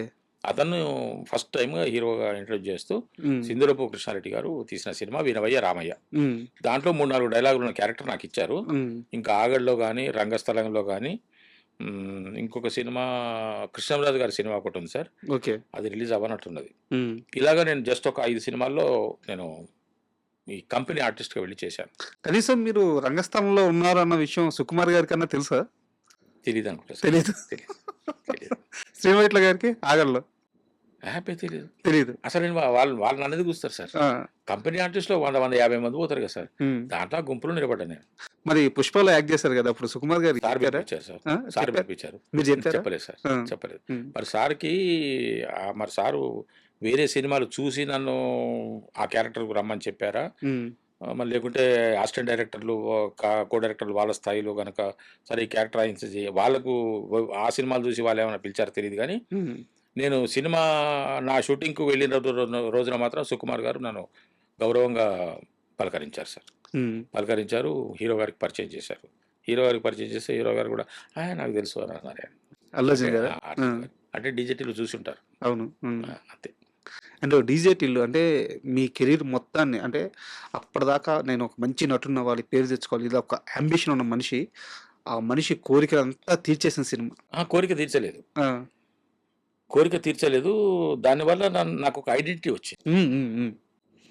ఐడెంటిటీ వచ్చింది. సార్. నేను సినిమా నటుడిని అవ్వాలని నాలో ఒక నటుడున్నాడు. నేనొక మంచి పాపులారిటీ ఉన్నటువంటి సినిమా నటుడిని అవ్వాలి. ఒక ప్రతిభావంతుడైనటువంటి నటుడు మురళీధర్ గౌడ్ అనిపించుకోవాలని అనుకున్న నాకు ఒక ఊతం దొరికింది డీజే టిల్లు. డీజే టిల్లు. ఆ ఊతాన్ని నాకు అందించింది తరుణ్ భాస్కర్ గారు. సార్. 'తరుణ్ భాస్కర్' గారి నుంచి ఈ సినిమా ఆయన రిఫర్ చేసారా? Yes sir. ఎలా యెస్. అది? నేను తరుణ్ భాస్కర్ గారి సినిమా కాదు, వెబ్ సీరీస్ ఒకటి, హ్మ్, 'పిట్టకథలు' హ్మ్. అనే ఒక వెబ్ సీరీస్‌లో 'రాముల' అనే ఎపిసోడు తరుణ్ భాస్కర్ గారు డైరెక్ట్ చేశారు. సార్. దాంట్లో ఎక్స్-ఎమ్మెల్యే రామచంద్రయ్య క్యారెక్టర్‌కి నన్ను పిలిచారు. హ్మ్. నన్ను పిలిచి ఆడిషన్ తీసుకున్నారు. నేను ఒకరోజు మా ఊరికెళ్తున్నాను సార్. ఆ! మా ఊరికెళ్తుంటే బస్సులో నాకు ఫోనొచ్చింది. ఫోనొచ్చి హలో అంటే మురళీధర్ గారు అప్పుడు నేను మురళీధర్ గౌడ్ అని పెట్టుకోలేదు. మురళీధర్. మురళీధర్ అనే హ్మ్. పెట్టుకున్నాను. మురళీధర్ గారు అంటే అవునండి అన్నాను. అంటే అప్పుడు సీరియల్స్‌లో వేస్తున్నారు కదా సార్. చిన్న చిన్న వేషాలు వస్తున్నాయి. హ్మ్. సీరియల్స్‌లో వన్ డే క్యారెక్టర్స్ చేశాను. One scene characters sir. చేస్తున్నాను. హ్మ్. నేను నెలకొక వారం 10 రోజులు ఆ సీరియల్స్‌లో ఆయా సీరియల్స్‌లో చేసే బిజీలో ఉన్నాను. బిజీలో అంటే 1 వీక్ 10 డేస్ ఉంటున్నాను. అవును. 20 రోజులు ఖాళీయే. హ్మ్. ఆ 20 రోజులు మళ్ళా నాలో టెన్షనే. హ్మ్. టెన్షనే సార్. 20 రోజులకి ఎట్లా? ఖాళీగా ఉన్నాం ఈరోజు. పని కావాలి. పని ఖాళీగా కావాలి. ఉన్నాము. ఖాళీగా ఉన్నాము. నాకేదైనా పని కావాలి అని చెప్పేసి అనుకునేవాడిని. హ్మ్. ఖాళీగా ఉన్న టైంలో నేను రామకృష్ణ మఠం వెళ్ళేవాడిని. ఆ! మఠంలో కూర్చునేవాడిని. చిన్న బుక్ స్టాల్‌లో కూర్చునేవాడిని. మా ఊరికెళ్తున్నాను. మురళీధర్ గారా అంటే, అవునండి అన్నాను. సార్ నేను తరుణ్ భాస్కర్ గారి ఆఫీస్ నుంచి ఫోన్ చేస్తున్నాను సార్ అన్నాడు. కొన్ని సినిమాల్లో ఫోను పడిపోయినట్టు, జర్క్ ఇచ్చినట్టు, కూర్చున్నోడు లేచి నిలబడ్డట్టు ఆ! ఆ ఎక్స్‌ప్రెషన్ ఉంటుంది చూడండి సార్. అవును. ఆ విధంగా నేను ఏం వింటున్నానో నాకు అర్థం కాలేదు. హ్మ్. ఆ బస్సు రోదకి ఈ శబ్దం చిన్నగా సార్ ఏంటి సార్? ఏంటి సార్? అన్నాను. తరుణ్ భాస్కర్ గారి ఆఫీస్ నుంచి మాట్లాడుతున్నానండి. నేను అసిస్టెంట్ డైరెక్టర్‌ని అన్నాడు. సార్ నమస్కారం సార్ అన్నాను. ఒకసారి మీరు ఆఫీస్కి వస్తారా, డైరెక్టర్ గారు మిమ్మల్ని ఒకసారి రమ్మన్నారు, మాదొకటి మేము తెలిసిన దాంట్లో ఒక చిన్న క్యారెక్టర్ ఉంది అన్నాడు. ఊరికి వెళ్తున్నా, ఉమ్, దారి మధ్యలో ఉన్నా, ఇప్పుడు ఏం చేయాలి, ఊరికి వెళ్తున్నానంటే ఫోన్ తీయని పెట్టేస్తాడేమో, అవును. మళ్ళీ మనకు అవకాశం రాదేమో అని, సార్ నేను ఆ, హైదరాబాద్ కొద్ది దూరంలో ఉన్నాను, ఇప్పుడు రమ్మంటారా సార్ అన్న. అర్జెంట్ ఏం లేదు, ఆ, అర్జెంట్ ఏం లేదు, ఇప్పుడు మీరు ఎక్కడున్నారు, ఎక్కడికి వెళ్తున్నారు అంటే, నేను మా ఊరు వెళ్తున్నాను సార్ అన్నాడు. ఎప్పుడు వస్తారు అన్నాడు. అంటే వెంటనే మీరు రమ్మంటే ఇప్పుడు వెంటనే వచ్చేస్తా సార్ అన్న. అర్జెంట్ ఏం లేదు, మీరు మీ ప్లాన్ ప్రకారంగా మీరు అక్కడే నాకు నాకు సమయం అనుకూలం అవుతున్నా సార్, అక్కడే ఉమ్, నా టైం కాలం మారుతుంది. కాలం సహకరిస్తున్నారు. ఆ, మీ ప్లాన్ ఏమిటి, మీరు ఎప్పుడు వెళ్తున్నారు, మీరు ఎన్ని రోజుల్లో వస్తారు అని అడిగారు. ఉమ్, యాక్చువల్గా నేను ఒక 5-6 రోజులు ఉందామని పోతున్నా మా ఊరికి. ఉమ్, అంటే సార్ నేను ఒక 2-3 డేస్ మా ఊర్లో ఉందామని వెళ్తున్నాను సార్, మీరు రమ్మండి రేపు వచ్చేస్తాను సార్ అన్నారు. ఉమ్, అక్కర్లేదండి, మీరు వెళ్ళండి, మీరు హైదరాబాద్కి వచ్చిన తర్వాత నాకు ఒకసారి కాల్ చేయండి, ఎప్పుడు రావాలో నేను చెప్తాను అని ఆయన. ఓకే, ప్రశాంతంగా ఉంటుంది. ఆ, ఆ, అంటే అమ్మాయి అనుకున్నాను. ఒక 2-3 డేస్ ఉన్నాను, వచ్చాను. వచ్చిన వెంటనే ఫోన్ చేశాను. ఉమ్, ఫోన్ చేస్తే సరే మీరు రామానాయుడు స్టూడియోస్కి రండి అన్నారు. ఉమ్, రామానాయుడు స్టూడియోస్కి వెళ్ళాను. పైన వెళ్ళిన తర్వాత వాళ్ళ ఆఫీస్కి వెళ్ళిన తర్వాత ఒక దగ్గర కూర్చోబెట్టారు. కూర్చున్నాక ఒక అతను అసిస్టెంట్ డైరెక్టర్ వచ్చాడు. వచ్చి సీన్ పేపర్ ఇచ్చారు. సీన్ పేపర్ ఇచ్చి దీంట్లో రామచంద్ర క్యారెక్టర్ సార్ మీద ఈ డైలాగులు మీరు బైహార్ట్ చేసుకోండి, ఉమ్, నేను ఒక 5-10 మినిట్స్ తర్వాత వస్తాను, అప్పుడు నేను మిమ్మల్ని ఆడిషన్ తీసుకుంటాను అన్నాడు. ఓకే సార్ అన్నాను. కొన్ని మంచిని ఇప్పించాడు సార్ అన్న. తరుణ్ భాస్కర్ గారి ఆఫీస్కి నేను వెళ్ళాను. అదొక ఆనందం. అవును, కరెక్ట్. పెళ్లి చూపురు డైరెక్టర్ తరుణ్ భాస్కర్ గారి దగ్గరికి నేను వెళ్ళాను, కరెక్ట్. ఆయన నన్ను పిలిచారు. ఉమ్, ఎంత గొప్ప విషయం ఇది అవును. అని ఆ యొక్క దాంట్లోనే ఉన్నాను. ఇంకా దాహం వేస్తుంది. ఉమ్, కొన్ని మంచిని ఇప్పించాను సరే, మంచిని ఇప్పించారు. కూర్చున్నాను. కూర్చున్న తర్వాత బయట చూసుకున్నాను. అది నాకు ఎందుకో నా అదృష్టవశాత్తు ఈ సీన్ పేపర్లు ఈ డైలాగులు అన్నీ నాకు వెంటనే రిజిస్టర్ అయిపోతాయి, ఎక్కేస్తాయి సార్. ఉమ్, కొంచెం నెమ్మదించిన తర్వాత ఒక 10 నిమిషాలకు ఆయన వచ్చాడు. ఇంకా రాడేంటి నేను అనుకుంటున్నా. 10 నిమిషాలకు ఆయన వచ్చాడు. వచ్చిన తర్వాత సార్ ఓకేనా సార్ అన్నాడు. ఐఎమ్ రెడీ సార్ అన్నాడు. తీసుకుందాం, షూట్ చేద్దామన్నాడు. చేద్దాం సార్ అని చేశాను. ఉమ్, చేసిన తర్వాత కూర్చోండి సార్, నేను లోపల ఒకసారి డైరెక్టర్ గారికి చూపించి వస్తాను అన్నారు. వెళ్ళాడు ఆయన. ఆహా, అంటే డైరెక్టర్ గారు లోపల ఉన్నారు. ఓకే. అది కూడా ఒక పాజిటివిటీ.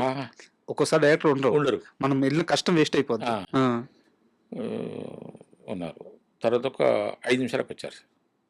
5 నిమిషాలకు వచ్చి సార్ ఇప్పుడు ఈ డైలాగ్ చెప్పారు కదా, ఇప్పుడు ఇంకో సీన్ పేపర్ ఇచ్చారు, ఇది ఒక్కసారి ఈ డైలాగ్ కూడా చెప్పండి సార్, ఇది కూడా షూట్ చేద్దామన్నారు. ఓకే అన్నారు.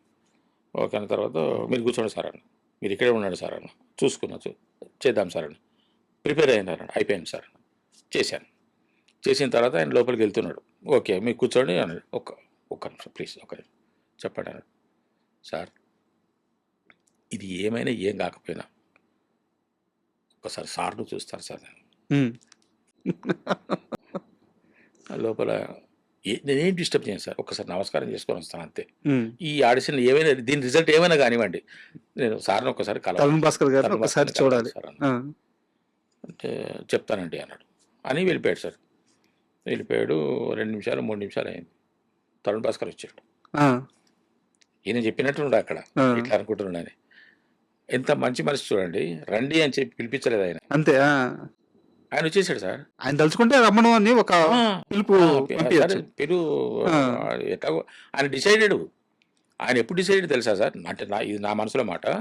ఆయన ఎప్పుడైతే నాకు కాల్ చేసి ఒకసారి ఆఫీస్కి రమ్మానండి అని చెప్పాడో, నా క్యారెక్టర్ ఫిక్స్ చేసుకున్నాడు ఆయన. ఆయన అప్పుడే డిసైడ్. నాకు అర్థమైంది, తర్వాత అర్థమైంది నాకు. ఈ ఆడిషన్ అనేది జస్ట్ ఒక ప్రూఫ్, ఇప్పుడు లేటెస్ట్గా ఎట్లా ఉన్నాడు ఇప్పుడు అవును అనే దాని మీద. ఆ తర్వాత ఎప్పుడైతే నేను ఒకసారి ఒక 2 నిమిషాల కోసం మిమ్మల్ని కలవాలనుకుంటా సార్ అసిస్టెంట్ డైరెక్టర్ చెప్పిండో, రమ్మను అని చెప్పకుండా ఆయన స్వయంగా వచ్చేసాడు. సార్. నేను ఇంకా అతను వస్తాడేమో, అసిస్టెంట్ డైరెక్టర్ వస్తాడేమో, రమ్మంటున్నాడేమో, ఇప్పుడు కుదరని అంటాడనో, ఏదో అనుకుంటాను నేను అనుకుంటా. వచ్చేసరికి నేను షాక్ అయిపోయాను సార్. లేచి నిలబడ్డా.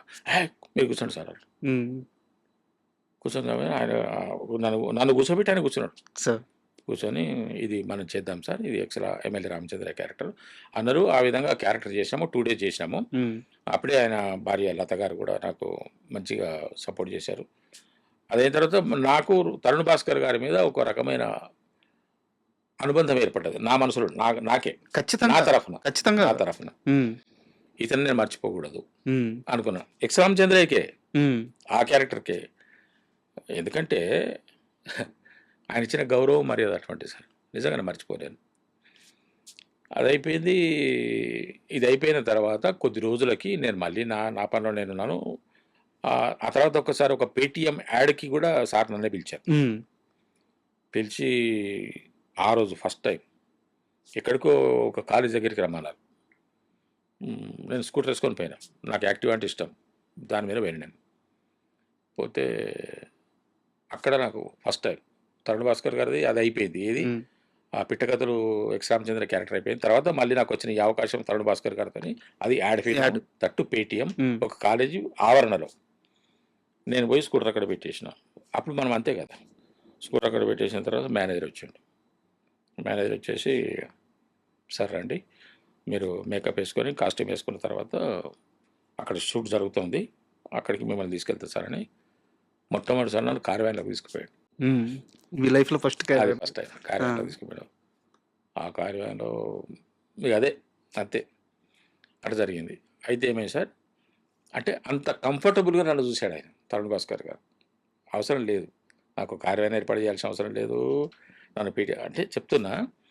ఆ తర్వాత ఏమైంది సార్, ఇది ఇలా ఉండగా ఈ డీజే టిల్లు ప్రాసెస్ జరుగుతోంది. ఉమ్, వాళ్ళకి అన్ని క్యారెక్టర్లు ఫిక్స్ అయిపోయినాయి. అంతా రెడీ టు షూట్ కూడా ఉన్నారు వాళ్ళు. ఆ, మీరు లేరు. వాళ్ళకు లేరు. నేను పేరెంట్స్ దొరకట్లేదు వాళ్ళకి. ఆ, తల్లి, తండ్రి ఇద్దరు దొరకట్లేదు. హీరోకి తల్లి, తండ్రి ఇద్దరు దొరకట్లేదు. ఉమ్, తల్లి అంటే సరిపెట్టుకున్నారేమో కానీ తండ్రికి వాళ్ళు కొన్ని నామ్స్ పెట్టుకున్నారు. ఉమ్, ఇతను పక్కా తెలంగాణ స్లాంగ్ మాట్లాడగలిగి ఉండాలి. ఆ హీరోకి తండ్రి లాగా కనపడుతూ ఉండాలి. ఉమ్, మంచి పర్ఫార్మర్ అయి ఉండాలి అని వీళ్ళు అనుకుంటున్నారు. బాగా సెర్చ్ చేస్తున్నారు వాళ్ళు. ఎంతోమందిని చూసుకున్నారు వాళ్ళు. సార్. ఎంతోమందిని చూసుకున్నారు. విధిలేని పరిస్థితుల్లో ఒకరిద్దరిని ఆప్షన్ కూడా పెట్టుకున్నారు వాళ్ళు. ఓకే. ఆ టైంలో తరుణ్ భాస్కర్ గారు, ఇతను ఆ డిజిటల్ హీరో మంచులక్ష్మి గారు, ఉమ్, ఈ ముగ్గురు ఎక్కడో ఒక చోట ఒక మీటింగ్లో కూర్చొని ఉన్నారట.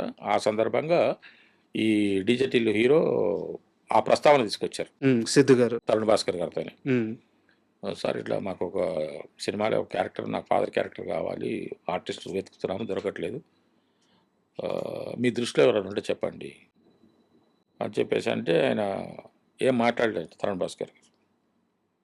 పక్కన టీవీ ఉంటే టీవీ ఆన్ చేసేసి అది చూపించాడు. బా. పిట్ట పిట్ట కథలు అంటే పేరు చెప్పడమే కాదు, ఆయన నాడు ఫిజికల్గా అవును, చూపించాడు. చూపించారు. అది చూపించేసి అతను తీసుకున్నాడు. అప్పుడు నా నంబర్ తీపిచ్చేసి వాళ్ళ ఆఫీస్ నుంచి నాకు కాల్ వచ్చింది. సార్.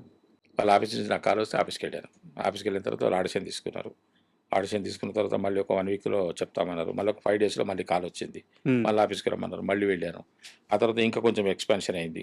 డైలాగ్ డెలివరీ కానీ, ఆ మాడ్యులేషన్ కానీ, ఆ స్లాంగ్ కానీ, ఆ ఈజ్ కానీ, ఇవన్నీ వచ్చినట్టుగా ఇంకో అట్లా 2-3 సార్లు తీసుకున్న తర్వాత వాళ్ళు నన్ను ఓకే చేశారు. ఆ విధంగా నాకు డీజే టిల్లులో క్యారెక్టర్ రావడానికి ప్రధాన కారణం తరుణ్ భాస్కర్ గారు. ఎంత పెద్ద జర్నీ సార్. లైఫ్ చేంజ్ అయిపోయింది. అదే సార్, అంటే కాలం అనేది కలిసి వస్తే ఇప్పుడు దేవుడు ఎక్కడో, దేవుడు మనకు వరం ప్రత్యక్షమై ఇవ్వడు సార్. ఇగో ఇలాంటి వాళ్ళని పంపిస్తుంటాడు. ఆ క్షణానికి తరుణ్ భాస్కరే దేవుడు. అయితే ఆ క్యారెక్టర్ రావడమే కదా సార్, ఆ సినిమాలో హీరో హీరోయిన్ కంటే కూడా ఆ తండ్రి కొడుకు మధ్య కెమిస్ట్రీ ఎక్కువ ఉంటుంది. అవును. ఆ అల్లరి కానీ, తిట్టుకోవడం కానీ, మళ్ళీ దాంట్లో ప్రేమ కానీ. ఉమ్. సిద్ధుతో ఎక్స్పీరియన్స్ చెప్పండి. ఈ విషయంలో ఈ సంగతి నాకు, మేము ఎప్పుడైతే డిజిటల్ సినిమా షూటింగ్కి నన్ను ఫస్ట్ డే పిలిచారో, ఫస్ట్ డే వెళ్ళినప్పుడు ఆయన హీరోనే నాతో ఆ మాట చెప్పారు. ఉమ్, ఈ క్యారెక్టర్ రావడానికి మీకు, ఈ సినిమాలో ఈ క్యారెక్టర్ మీకు రావడానికి కారణం తరుణ్ భాస్కర్ గారు అని చెప్పారు. సార్. కానీ తరుణ్ భాస్కర్ గారు నాతో ఏనాడు చెప్పలేదు.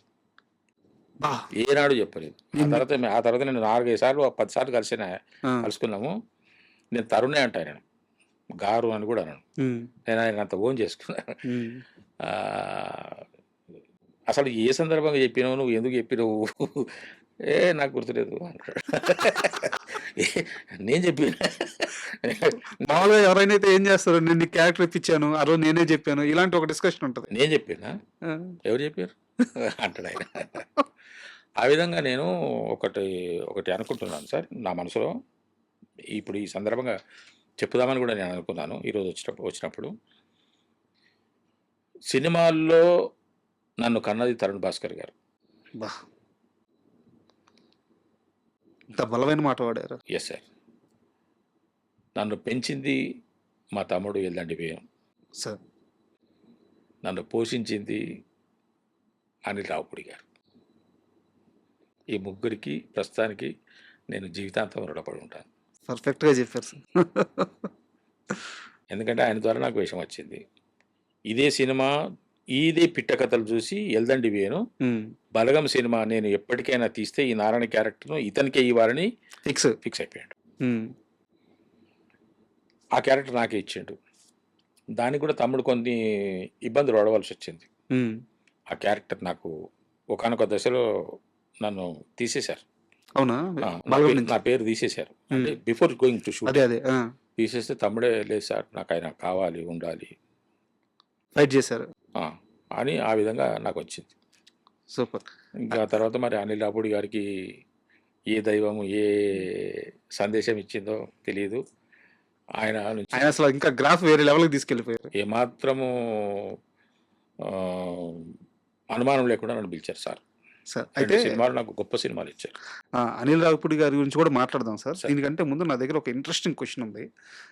ఇది సినిమాతో పాటు సమాజానికి కూడా లింక్ అయిన క్వెషన్. మీరు ఓపెన్ అవ్వాలి. ఆ. డీజే టిల్లు, టిల్లు స్క్వేర్ ఈ 2 కూడా మీకు అద్భుతమైన పేరు తీసుకొచ్చినాయి. స్టార్డమ్ తీసుకొచ్చినాయి. అండ్ సిద్ధు క్యారెక్టర్‌తో మంచి అనుబంధం కూడా ఉంది. సిద్ధు గారితో కూడా మీకు మంచి అనుబంధం ఉంది. కానీ మురళీధర్ గౌడ్‌కి రియల్ లైఫ్‌లో అలా ఉండే పిల్లలంటే అంటే ఆ టిల్లు లాంటి పిల్లలంటే అస్సలు నచ్చరంట. చాలా కోపం అంట. అలా బిహేవ్ చేసే వాళ్ళని చూస్తే ఇంకా గట్టిగా మాట్లాడంటే చిరాకంట. నేను అంటే సినిమా ఎగ్జాంపుల్‌గా ఉంది కాబట్టి చెప్తున్నాను గానీ, నన్ను సొసైటీ పరంగా చెప్పండి. బాగా ఇరిటేషన్ అంటే మీకు అలా బిహేవ్ చేస్తే. అంటే బాధ్యత లేకుండా అల్లరి చిల్లరగా తిరుగుతుంటే. అంతేగా సార్. హ్మ్. అది వాస్తవమే. హ్మ్. ఎందుకంటే ప్రతి మనిషికి ఒక బాధ్యత అనేది ఉండాలి. క్రమశిక్షణ అనేది ఉండాలి. హ్మ్. తల్లిదండ్రుల పట్ల గౌరవభావం ఉండాలి. పూజ్యభావం ఉండాలి. తన పట్ల తాను తన జీవితం పట్ల తాను ఒక గమ్యము ఒక లక్ష్యము అనేది పెట్టుకొని బ్రతకాలి కదా సార్. హ్మ్. కదా అల్లరి చిల్లరగా బ్రతికితే అంటే ఇప్పుడు ఏమైపోయిందంటే సార్ సమాజంలో మన పిల్లల లోపల తమ మీద తామే జాగ్రత్తలు తీసుకోవట్లేదు. హ్మ్. వారే జాగ్రత్తలు తీసుకోవట్లేదు. చిన్న విషయానికి సూసైడు, చిన్న విషయానికి ఇంట్లోంచి వెళ్ళిపోవడము, చిన్న విషయానికి డిప్రెషన్లోకి వెళ్ళిపోవడం, హ్మ్. ఇవి సరి అయినటువంటి అంటే ఇది చాలా పెద్ద సమస్య సార్ ఇది. ఇది ఒక వాక్యంతోనో ఒక కొన్ని మాటలతోనో దొరికే సమాధానం కాదు ఇది. ఇలా ఇప్పుడు మీకు నాకు నిన్న అంటే ఎంత తెగిస్తున్నారు పిల్లలు అని చెప్పడానికి. చెప్పండి సార్. నిన్న నాకు వాట్సాప్‌లో ఒక వీడియో వచ్చింది. హ్మ్. ఆ పిల్లవాడి వయసు బిట్వీన్ 12-15 ఉంటుంది. 12-15 సంవత్సరాల వయసు ఉంటుంది. రీల్ తీసుకోవడం కోసము హ్మ్. రైలు పట్టాల మధ్యలో పడుకున్నాడు. రైలు పట్టాలు ఎట్లుంటాయి కదా, అడ్డంగా ఉంటాయి కదా, అవి వాటి మధ్యలో పడుకున్నాడు సార్. రీలు ఎంత? జీవితం ఎంత? పక్కన ఇంకో పిల్లవాడు వీడియో తీస్తున్నాడు. ట్రైన్ అక్కడి నుంచి వస్తున్నది. హ్మ్. ట్రైన్ హారన్ వినగా రేయ్ ట్రైన్ వస్తున్నది అని చెప్పేసాడు. పడుకున్నాడు. ట్రైన్ మీద నుంచి పోయింది. 30-40 బోగీలు పోయినాయి. హ్మ్. లేచివాడు హాయిగా ఆనందంగా కేరింతలు కొడుతున్నాడు. అంటే అది సాహసం అందామా, మూర్ఖత్వం అందామా, అజ్ఞానం అందామా, పిల్లల లోపల ఎటువంటి ఎంత నిర్లక్ష్యం ఉన్నది చూడండి. వాళ్ళ మీద వాళ్ళకే నిర్లక్ష్యం ఉన్నది. ఒక జీవితం దాని విలువ అర్థం కావట్లేదు. మీరు అదే మీరు ఇద్దరు బిడ్డలకు తండ్రి కాబట్టి మీకు హ్మ్. కడుపు మండిపోయి ఉంటది అది చూడండి. పిల్లలు ఇప్పుడు నా మనవాళ్ళకి నేనేం చెప్పుకునే పరిస్థితిలో ఉన్నా సార్. ఆ! వాస్తవంగా చెప్పాలంటే ఇప్పుడు నా మనవళ్ళకి, మనవరాలికి నేనేం చెప్పలేని పరిస్థితిలో ఉన్నా. హ్మ్. నేనే చెప్పలేకపోతున్నాను. ఇంకా మనం మందికి ఏం చెప్తాం సార్, ఇతరులకి ఏం చెప్తాం, సమాజానికి ఏం చెప్తాం. హ్మ్. నా ఇంట్లో నేనే చెప్పుకోలేకపోతున్నాను. అట్లా మారిపోయింది పరిస్థితి. ఏమంటే ఏందో, ఎందుకొచ్చిన గొడవ. హ్మ్. ఇప్పుడు మంచి జరగదు ఎట్లాగూ. ఈ సమాజంలో మంచి అనేది లేనే లేదు. మంచి జరగదు కూడా. మనం మొత్తం కుళ్ళులో బతుకుతున్నాం. సార్. దారుణమైన కుళ్ళులో బతుకుతున్నాం. ఇంకా దీన్ని ఉద్ధరించడం అనేది అసంభవం. ఇంకా ముందు ఇంకా కలుషితమైన వాటిలో మనం ఎలా గడపాలన్నది నేర్చుకోవాల్సిందే తప్ప దీన్ని ఏదో కడుగుదాము శుద్ధి చేద్దాము అనుకోవడం మాత్రం అయ్యే పని కాదు. ఈ మధ్య కాలంలో నేను కాసల శ్యామ్ గారిని ఇంటర్వ్యూ చేశాను. ఇంటర్వ్యూ చేయడమే కాదు, వారితో ఒక సుదీర్ఘంగా వారి ఇంట్లోనే కొంత సమయం గడిపి వారి ద్వారా 4 పాటలు పాడించుకొని విని ఆయన సాహిత్యం కొంచెం అదే ఒక సంబరంలాగా ఉండింది ఆ ఒక్క పూట. ఎందుకంటే కవి ముందు కూర్చుంటే ఆనందం వేరు కదా. అంతే కదా, మీరు కూడా కవి కాబట్టి రచయిత కాబట్టి. సో ఆయన బలం సినిమా గురించి ఆ ప్రయాణం గురించి చెప్తున్నప్పుడు ఏంటంటే, సినిమా చేసినంతసేపు వాళ్ళంతా ఏడ్చారంట. కాసల శ్యామ్ గారు, వేణు గారు మ్యూజిక్ డైరెక్టర్. సో ఆయన అదంతా చెప్తుంటే నేను ఏడ్చేశాను బలగం గురించి. మీ జీవితంలో బలగం పాత్ర అంటే ఆ బలగం సినిమా ఎలా చూస్తారు మీ జీవితంలో? నేను మామూలుగా ఒక పాత్ర పోషించాలి అనేటువంటి ఆలోచనతో చేశాను తప్ప ప్రత్యేకమైనటువంటి దాని మీద నాకేం లేదు సార్. ప్రత్యేకమైనటువంటి ఆలోచన ఏం లేదు. నాకు డైరెక్టర్ గారు ఒక క్యారెక్టర్ ఇచ్చారు, ఈ క్యారెక్టర్ ఈ విధంగా ఉంటుంది, మీరు ఈ విధంగానే చేయాలి అని చెప్పారు. ఆయన సూచన మేరకు నేను ఆయనను సంతృప్తిపరిచే విధంగా చేశాను. దాని రిజల్ట్స్ మీరు చూస్తున్నారు కానీ నేను నా వర్క్ మాత్రమే నేను చేశాను సార్. నాలో ఎలాంటి ఫీల్ లేదు. అంటే అంత పెద్ద హిట్ అవుద్దని కానీ ముందు ఊహించడం అలాంటి ఏం జరగలేదు. మేము 2 అనుకున్నాం సార్. కనెక్ట్ అవ్వకపోతే 0, కనెక్ట్ అయితే ఆపడం కష్టం అనుకున్నాం సార్. కనెక్ట్ అయింది. ముఖ్యంగా ఆ పాట క్లైమాక్స్, ఆ పాట అంటే అందరం అనుకోలేదు సార్. ఇది కలిసి ఒక దగ్గర కూర్చొని అనుకున్నది కాదు. నా అభిప్రాయం నేను మనసులో అనుకున్నాను. అదే అట్లా ఆ పాట షూట్ చేసేటప్పుడు ఆ క్లైమాక్స్ పాట ఉంటుంది కదా సార్, అదే సినిమాని నిలబెట్టింది చాలా వరకు. ఆ పాట షూట్ చేస్తున్నప్పుడు ఏదన్నా మర్చిపోలేని ఒక ఇన్సిడెంట్ కానీ ఏం జరగలేదు. అది 3-4 రోజులు షూట్ చేసాము. అప్పుడో బిట్టు అక్కడ వాళ్ళని ఇక్కడ వీళ్ళని అదంతా పీసులుగా జరిగింది కాబట్టి మేము చూసే. కాకపోతే నాకు ఆ కొమరయ్య కొమరమ్మ వాళ్ళిద్దరు భార్యాభర్తలు. కొమరయ్య చనిపోయాడు ఈ మధ్య. ఆ కొమరమ్మ పాడుతున్న పాట వాళ్ళు కష్టపడుతున్న తీరు, ఎందుకంటే వాళ్ళకి షూటింగ్ అనేది కొత్త కదా సార్. వాళ్ళు మామూలుగా పాడుకుంటూ వెళ్ళిపోతుంటారు వాళ్ళ దూరంలో వాళ్ళు. అవును. కానీ ఇక్కడ పాడిందే పాడి, చెప్పిందే చెప్పి, చూసిందే చూసి, దగ్గరికి వెళ్ళి అది కాదని మళ్ళీ అది చెప్పి, ఇవన్నీ ఇంకో టేక్ అని వాళ్ళకి ఎంత కొత్త. ఇవన్నీ నేను సామాన్యంగా ఎవరికి ఆయాచితంగా డబ్బులు ఇవ్వను. కానీ నాకు ఎందుకో కొమరమ్మకి ఇవ్వాలనిపించింది. ఆ రోజు షూటింగ్ అయిపోయిన వెంటనే కొంత డబ్బు ఇచ్చాను సార్. మీ సొంత డబ్బులు. ఆమె సంతోషపడింది. అది నాకు అంటే ఆమె బాగా కష్టపడ్డది అన్న. కానీ వాళ్ళు అక్కడ పాడిన దానికన్నా కూడా ఇక్కడ స్టూడియోలోకి వచ్చేసి దాన్ని రికార్డింగ్ చేసేటప్పుడు వాడిన కష్టం చాలా బాగుందని నాకు తర్వాత తెలిసింది. 3 రోజులు 2 రోజులు రికార్డు చేసినట్టున్నారు. అంటే రాజా గారు కొన్ని కాలం కలిసి వస్తే, పరిస్థితులు అనుకూలిస్తే, దైవం అనుకూలిస్తే కొన్ని ఎలిమెంట్స్ కలుస్తాయి సార్. అట్లా అలాగా బలగం అనుకున్నది వేరు, అది రూపుదిద్దుకున్నది వేరు. ఆటోమేటిక్గా అలా జరిగిపోయింది. దాని పిండి వేరు, ఆ తర్వాత మారిన ఆకారం వేరు, రొట్టె వేరు. పిండి అదే సరే, మనం ఏదో చపాతీయో పుల్కానో పరోటానో ఏదో అనుకున్నాం కానీ అది ఒక మంచి తీపి పదార్థం అయింది, పరమాణం అయిపోయింది. అది నా భావన సార్. అయితే వేణుగారు ఇప్పుడు ఎల్లమ్మ తీస్తున్నారు. సో మీకు కాల్ రాలేదా? ఎల్లమ్మలో బహుశా నేను లేననుకుంటా. ఎందుకంటే మా తమ్ముడు సరి అయినటువంటి క్యారెక్టర్ ఉంటేనే, ఆ క్యారెక్టర్కి సరి అయినటువంటి ఆర్టిస్ట్ కావాలనుకుంటేనే పిలుస్తారు. ఉండొచ్చేమో నాకు అనిపిస్తున్నది ఇప్పటికీ కూడా. అంటే ఆల్రెడీ కాస్టింగ్ అయిపోయింది నాకు తెలిసిన వరకు. నేను తమ్ముడిని కలవలేదు సార్. మీకు విషయం చెప్తాను. నా దగ్గర అంటే నా స్వభావం సార్, అది మైనస్, పెద్ద మైనస్. సంక్రాంతికి వస్తున్నాం సినిమా అయిపోయిన తర్వాత అనిల్ రావుపూడి గారిని నేను ఒక 1 వీక్ బ్యాక్ కలిశాను. అవునా? అది కూడా ఒక షోలో కలిశాను. అంటే మీరు కలవాలని వెళ్ళి కలిసింది కాదు. అది చాలా మంది వెళ్తారు, కలుస్తారు, చేస్తారు. కానీ నాకు అది వెళ్ళటము నాకు ఎందుకో కరెక్ట్ కాదనిపిస్తుంది నా మనసుకి. నా మనసులో ఉన్నారు వాళ్ళు. వెళ్ళి కలవకపోతే వాళ్ళకి గుర్తుండాలి కదా మనం. అంటే నేను వీక్లీ సార్కి వాట్సాప్లో టచ్లో ఉంటాను. మా తమ్ముని కూడా కలవలేదు, నేను వేణుని కూడా కలవలేదు. బలగం సినిమా సక్సెస్ మీట్లు 1-2 జరిగినాయి. ఆ తర్వాత ఒకసారి శ్రీదేవి డ్రామా కంపెనీకి వాళ్ళు మల్లెమాల వాళ్ళు పిలిస్తే హ్మ్. వెళ్ళాను. వెళ్తే తమ్ముడు కనిపించాడు అక్కడ. అది తప్ప హ్మ్. నేను మళ్ళీ ఇంతవరకు వెళ్ళలేదు వేరేని. అది కూడా ఒక మైనస్ అవుతుందేమో. మైనస్ అవుతదేమో గానీ సార్ నేను దాన్ని మార్చుకోలేకపోతున్నా సార్. మనసుంటుంది నాకు వాళ్ళని కలవాలని గానీ, డిస్టర్బ్ అవుతారేమో అని ఒక బాధ కలుగుతది సార్ అంతే.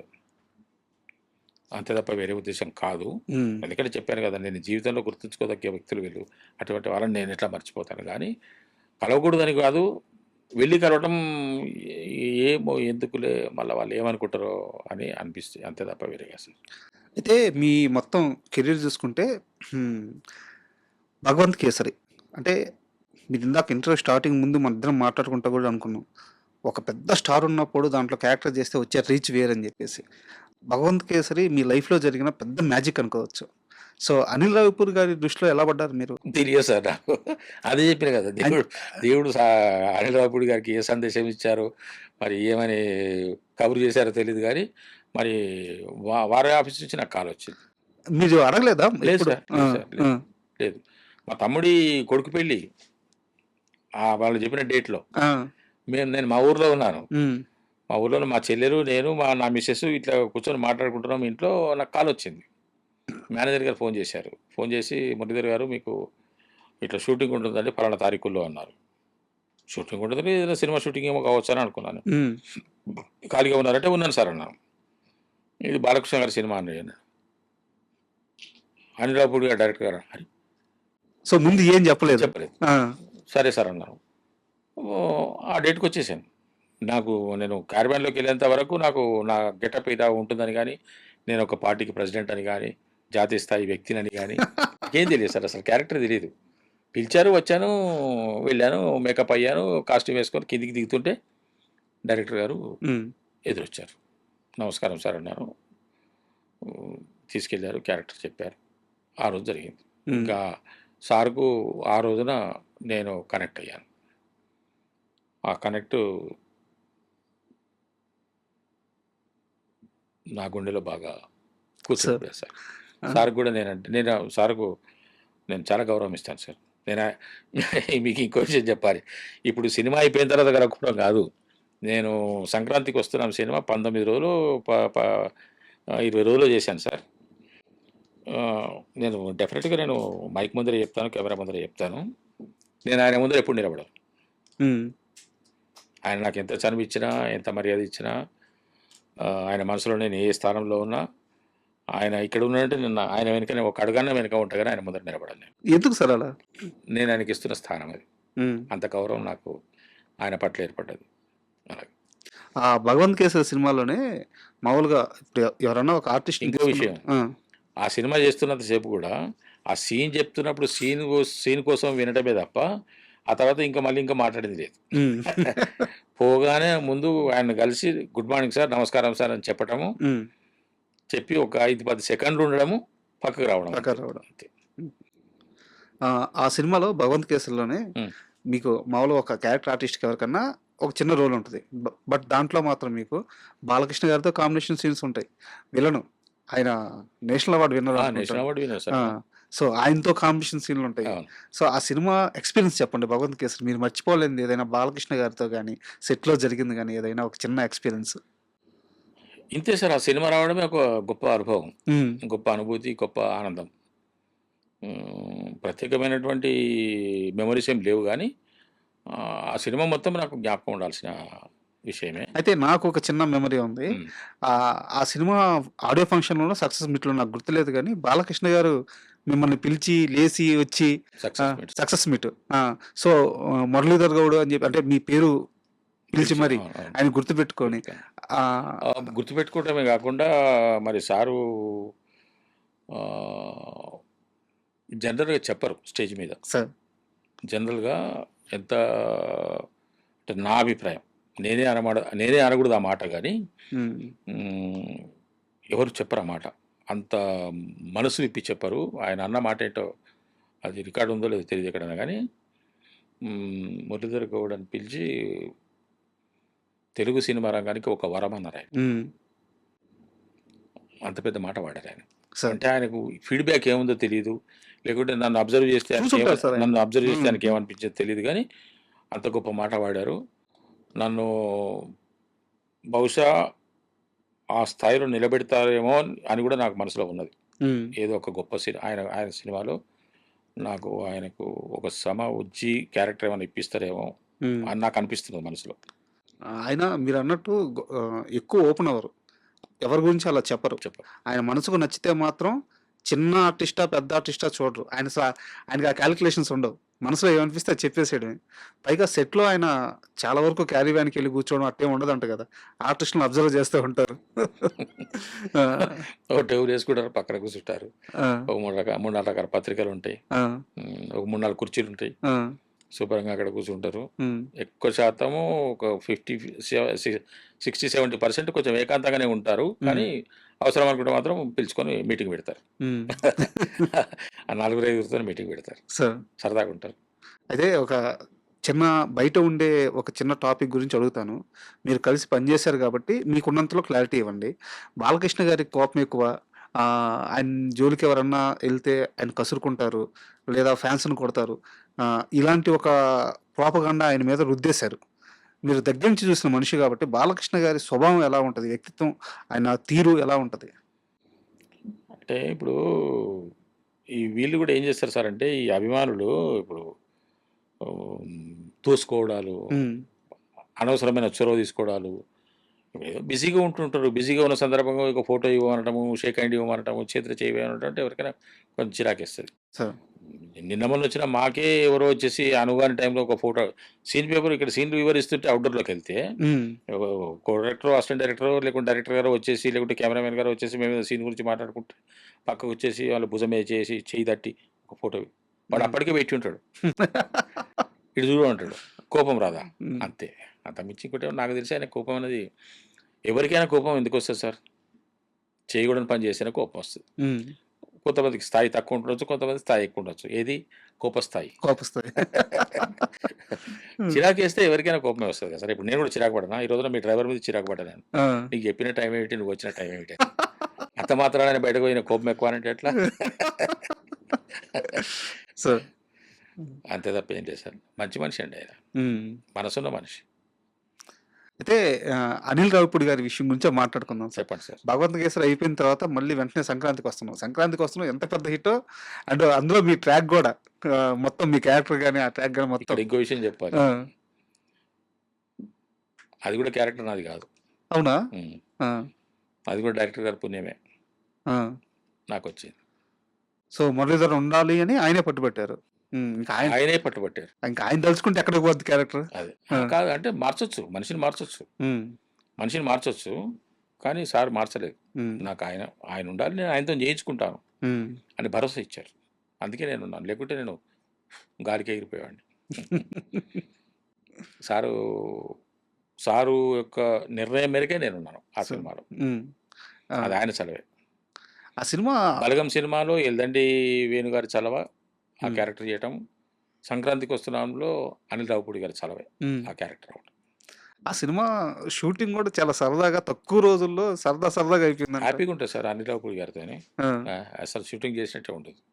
సీన్ వివరిస్తారు, ఎక్స్‌ప్లెయిన్ చేస్తారు. ఆయన చేసేసుకుంటారు అంతే. హ్మ్. షాట్ ఓకే చేస్తారు. సింగిల్ టేకే ఓకే చేస్తారు. దాదాపుగా ఓకే చేస్తారు. ఎందుకంటే ముందే చెప్పింటారు కాబట్టి చేసేవాళ్ళు కూడా పర్ఫెక్ట్‌గా ఉన్నటువంటి ఆర్టిస్ట్‌లే ఉంటారు కాబట్టి వాళ్ళు అర్థం చేసుకుంటారు కాబట్టి ఈజీగా అయిపోతది. హ్మ్. ఆ 'బుల్‌రాజు'తో ఎక్స్‌పీరియన్స్ ఏమైనా ఉందా మీకు? ఫుల్ రాజుతో ఎక్స్‌పీరియన్స్ లేదు గానీ ఆహ్, అంటే ఇగ షూటింగ్‌లో సరదాగా మాట్లాడుకున్నది తప్ప ఎక్స్‌పీరియన్స్ ఏమంటారు మిమ్మల్ని 'బుల్‌రాజు'? తాతయ్య అంటాడు. తాతయ్య అంటాడు. కానీ సినిమా తాతయ్య అని సినిమా జరుగుతున్నప్పుడు తాతయ్య అనేవాడు. ఆ! ఇప్పుడేమో బయట కనిపిస్తే "ఏం బుల్రాజు బాగున్నావా?" అంటే "బాగున్నానండి" అంటాడు. పెద్దోడయిపోయాడు. పెద్దోడు కాదు గానీ, సినిమా కాదు కదా! మామూలుగా జనరల్‌గా బయట పబ్లిక్‌తోని మాట్లాడుతూ "ఏవండీ హ్మ్. బాగున్నానండి" అంటుంటాడు. అంటే పిల్లవాడు ఇంకోటి కొంచెం నా దగ్గరికి రావడానికి జంకుతాడు. హ్మ్. మీరు కొంచెం నేను కొంచెం సీరియస్‌గా ఉంటా కదా! మిగతా వాళ్ళేమో ఆయనతోని బాగా సరదాగా ఉంటారు సార్. ఆ! జోకులేసుకోవడాలు, గిల్లుకోవడాలు అని తిట్టడం. ఎందుకు అనిల్ రావిపూడి గారు పిల్లవాడితో చాలా, చాలా, చాలా జోవియల్‌గా ఉంటాడు. ఆయనకి బాగా ఇష్టమట 'బుల్‌రాజు'. ఆయనే పిల్లవాడిగా మారిపోతాడు. ఆ! ఆయన బుల్రాజు హైట్‌కెళ్ళిపోతాడాయన. వెళ్ళిపోయి వాడు తన్నినా చేసినా సార్‌కి చాలా ఇష్టం. ఆ! చెప్తున్నా. అంటే అంతగా ఆ పిల్లవాడంటే ఇష్టం. మంచి సరదాగా ఉంటాడు సార్. కానీ ఈ సినిమా ప్రపంచమే ఒక విచిత్రమైన ప్రపంచం కదా సార్. అది చిత్రసీమ కదా సార్. చిత్ర అందుకే చిత్రసీమ అన్నారు. కొత్త మనుషులు, కొత్త బంధాలు, కొత్త ప్రపంచం, రోజుకో లొకేషను, కొత్త ప్రేమలు. కొత్త ప్రేమలు. అది కొన్ని రోజులున్నా సరే కొత్త ప్రేమనే. ఎప్పటికప్పుడు కొత్త ప్రేమనే. ఎప్పటికప్పుడు కొత్త ప్రేమ. ఇప్పుడు మీరు లైట్ ఆరిపోయిందంటే ఆ! అంతే. ఒక విచిత్రమైన ప్రపంచం ఆ! నిజంగానే. ఇదొక ప్రపంచం సార్. హ్మ్. ఇదొక ప్రపంచం. అనిల్ రావిపూడి గారు ఇటువంటి ప్రపంచంలో నేనుండడమే ఒక వింత. లేదు సార్. మీరు ఇక్కడికి విచిత్రం. రావాలి అని రాసిపెట్టుంది. మీరు ఎంత బలంగా కోరుకున్నారంటే 30 సంవత్సరాల బ్రేక్ తర్వాత గూడా 35 సంవత్సరాలు ఆగి గూడా నేను నటుడిని అవ్వాలని రాసి పెట్టుకొని, దాన్ని పూర్తి చేసుకొని, ఎంత క్రమశిక్షణతో ఉండాలి, ఎంత నిబద్ధతో ఉండాలి, ఆ గోల్ మీద ఎంత బలంగా నిలబడాలి. అటువంటి నాకు సినిమాల్లో వేషాలొచ్చినాయి. సినిమాల్లో నేనిప్పుడు మీరనుకున్నట్టుగా కొంతవరకు కొంతమంది నన్ను పిలిచి సినిమాకు క్యారెక్టర్స్ ఇచ్చే పరిస్థితిలో ఉన్నా కూడా, హ్మ్. ఈ మధ్య నేను చేసిన సినిమాల్లో నాకు బాగా నచ్చిన సినిమా 'వెంకటరామయ్య గారి తాలూకా'. సార్. నేనే వెంకటరామయ్యని. హ్మ్.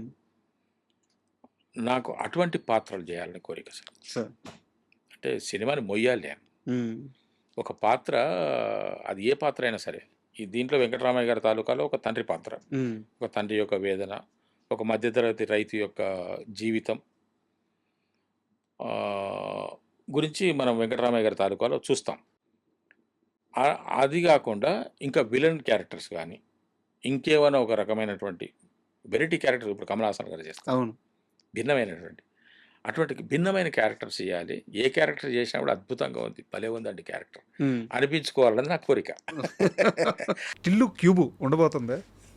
నాకు ఐడియా లేదు సార్. హ్మ్. ఐడియా లేదు. అంటే ఆ ఫ్రాంచైజీ అక్కడ ఆగే ఫ్రాంచైజీలా కనిపించట్లేదు. ఎందుకంటే తీసే ప్రతి సినిమా, ప్రతి క్యారెక్టర్ మేము ఓన్ చేసేసుకుంటున్నాము. అలాగే ఆడుతుంది. క్యూబ్ కూడా ఉండబోతుందని తెలుస్తుంది. అంటే నాకు జనరల్‌గా షూటింగ్ ఉంటేనే సమాచారం వస్తుంది. హ్మ్. ఎందుకంటే నేను ఎవరికి టచ్‌లో ఉండను కాబట్టి, నాకు ఎవరి గురించి తెలుసుకోవాలని ఆసక్తి లేదు కాబట్టి, ఏం జరుగుతుంది అనే విషయం మీద నాకు ఇంట్రెస్ట్ లేదు కాబట్టి, నేను దేని జోలికి వెళ్ళాను సార్. సార్. నాకు 3 లొకేషన్‌లు. ఒకటి మా ఇల్లు, ఒకటి షూటింగ్ లొకేషన్, మూడోది డబ్బింగ్ స్టూడియో. హ్మ్. తప్ప నేను ఎవరిని కలవను, ఎవరి దగ్గరికి వెళ్ళను. ఇప్పుడు నాకు ఇంకోటి రాజా గారు, నాకు ఈ వెంపర్లాట లేదు సార్. హ్మ్. వెంపర్లాట లేదు, దూకుడు లేదు, అనవసరమైన విషయాల్లో జోక్యం కలిగించుకునే అలవాటు లేదు. నా విషయాలు నా విషయాలు ఎవరైనా మాట్లాడితే కూడా నాకు ఇష్టం ఉండదు. కాబట్టి నాకై నేను ఉంటాను. ఎవరన్నా వచ్చి సార్ మా సినిమాలో మీ క్యారెక్టర్ ఇది అనుకుంటున్నాము అంటే యాక్సెప్ట్ చేయడము, ఆ షూటింగ్కి వెళ్ళిపోవడం, రావడము, దానికి సంబంధించిన వ్యవహారాలు చేసుకోవడమే తప్ప ఏం జరుగుతుంది ఏమిటి అన్నది నాకు తెలియదు సార్. అయితే మ్యాడ్ సంబంధించి ఆ ఫ్రాంచైజీ కోర్స్ మ్యాడ్ గురించి చెప్పగలను. మ్యాడ్ 3 ఉంది.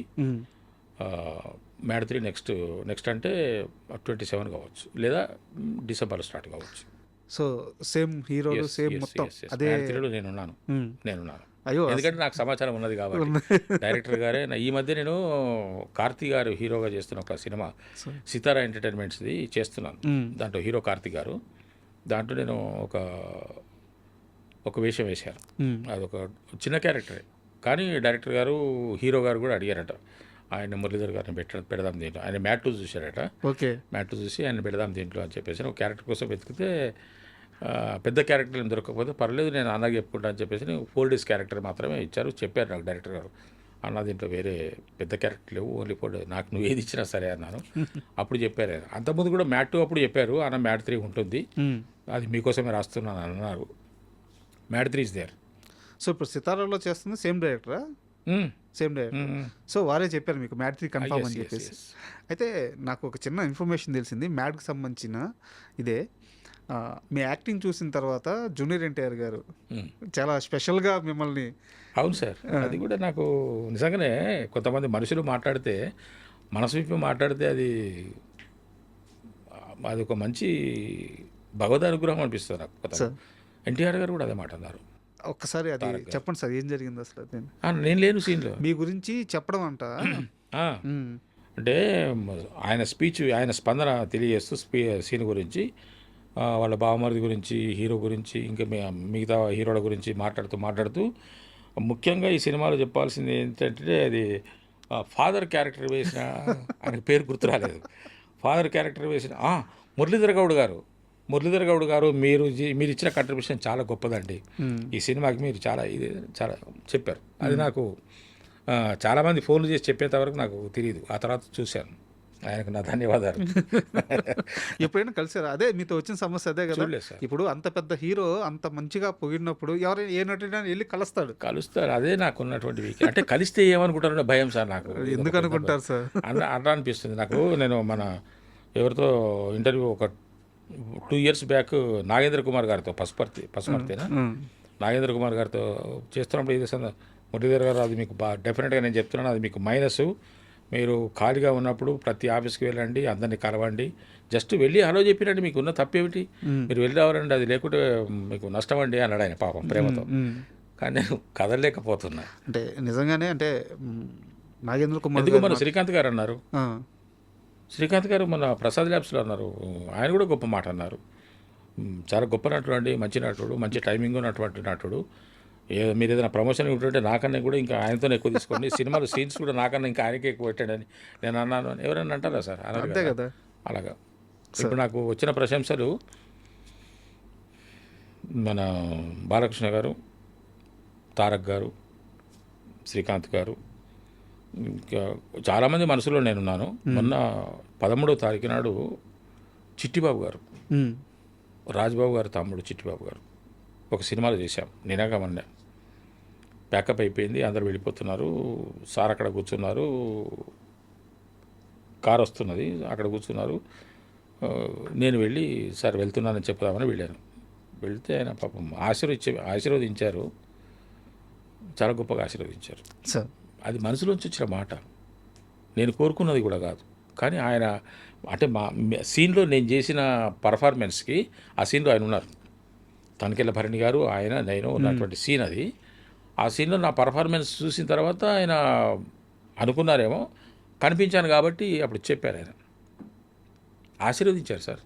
మిగతా వాళ్ళేమో అది ఇది అన్నారు, ఈయన ఏకంగా ఆశీర్వదించారు సార్.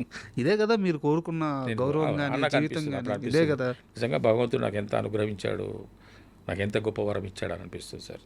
పెద్ద పెద్ద వాళ్ళు వీళ్ళందరికన్నా ముందు, అంటే నేను వీళ్ళందరికన్నా ముందని ఎందుకు అనాల్సి వస్తుందంటే, వేషాల కోసం వెతుకుంటున్న పరిస్థితుల్లో నాకు వినవయ్య రామయ్య అనేటువంటి సినిమాలో, సింధురపుర కృష్ణారెడ్డి గారి సినిమాలో నేను ప్రకాష్ రాజ్ గారి పక్కన క్యారెక్టర్ నాది. ఆ సీన్ అయిపోయిన తర్వాత ఆ సీన్లో రమాప్రభ గారు ఉన్నారు, తులసి గారు ఉన్నారు, రామరాజు గారు ఉన్నారు, హీరో గారు ఉన్నారు, హీరోయిన్ గారు ఉన్నారు. నేను మేము చిన్న కంపెనీ ఆర్టిస్ట్, మేము ఒక పెళ్ళి కొడుకు బ్యాచ్ అన్నమాట. మేమందరం అన్నోన్ పర్సన్స్. వీళ్ళందరూ పెద్ద, తులసి గారు, రామప్రభ గారు, వీళ్ళందరూ ఉన్నారు. సీన్ అయిపోయింది. మధ్యాహ్నానికి కొడారి గారు వచ్చేసి, మురళీధర్ గారు మీరు సీన్ అయిపోయింది, మీరు కాస్ట్యూమ్ చేంజ్ చేసుకొని భోంచేసి మీరు బయలుదేరవచ్చు అని చెప్పారు.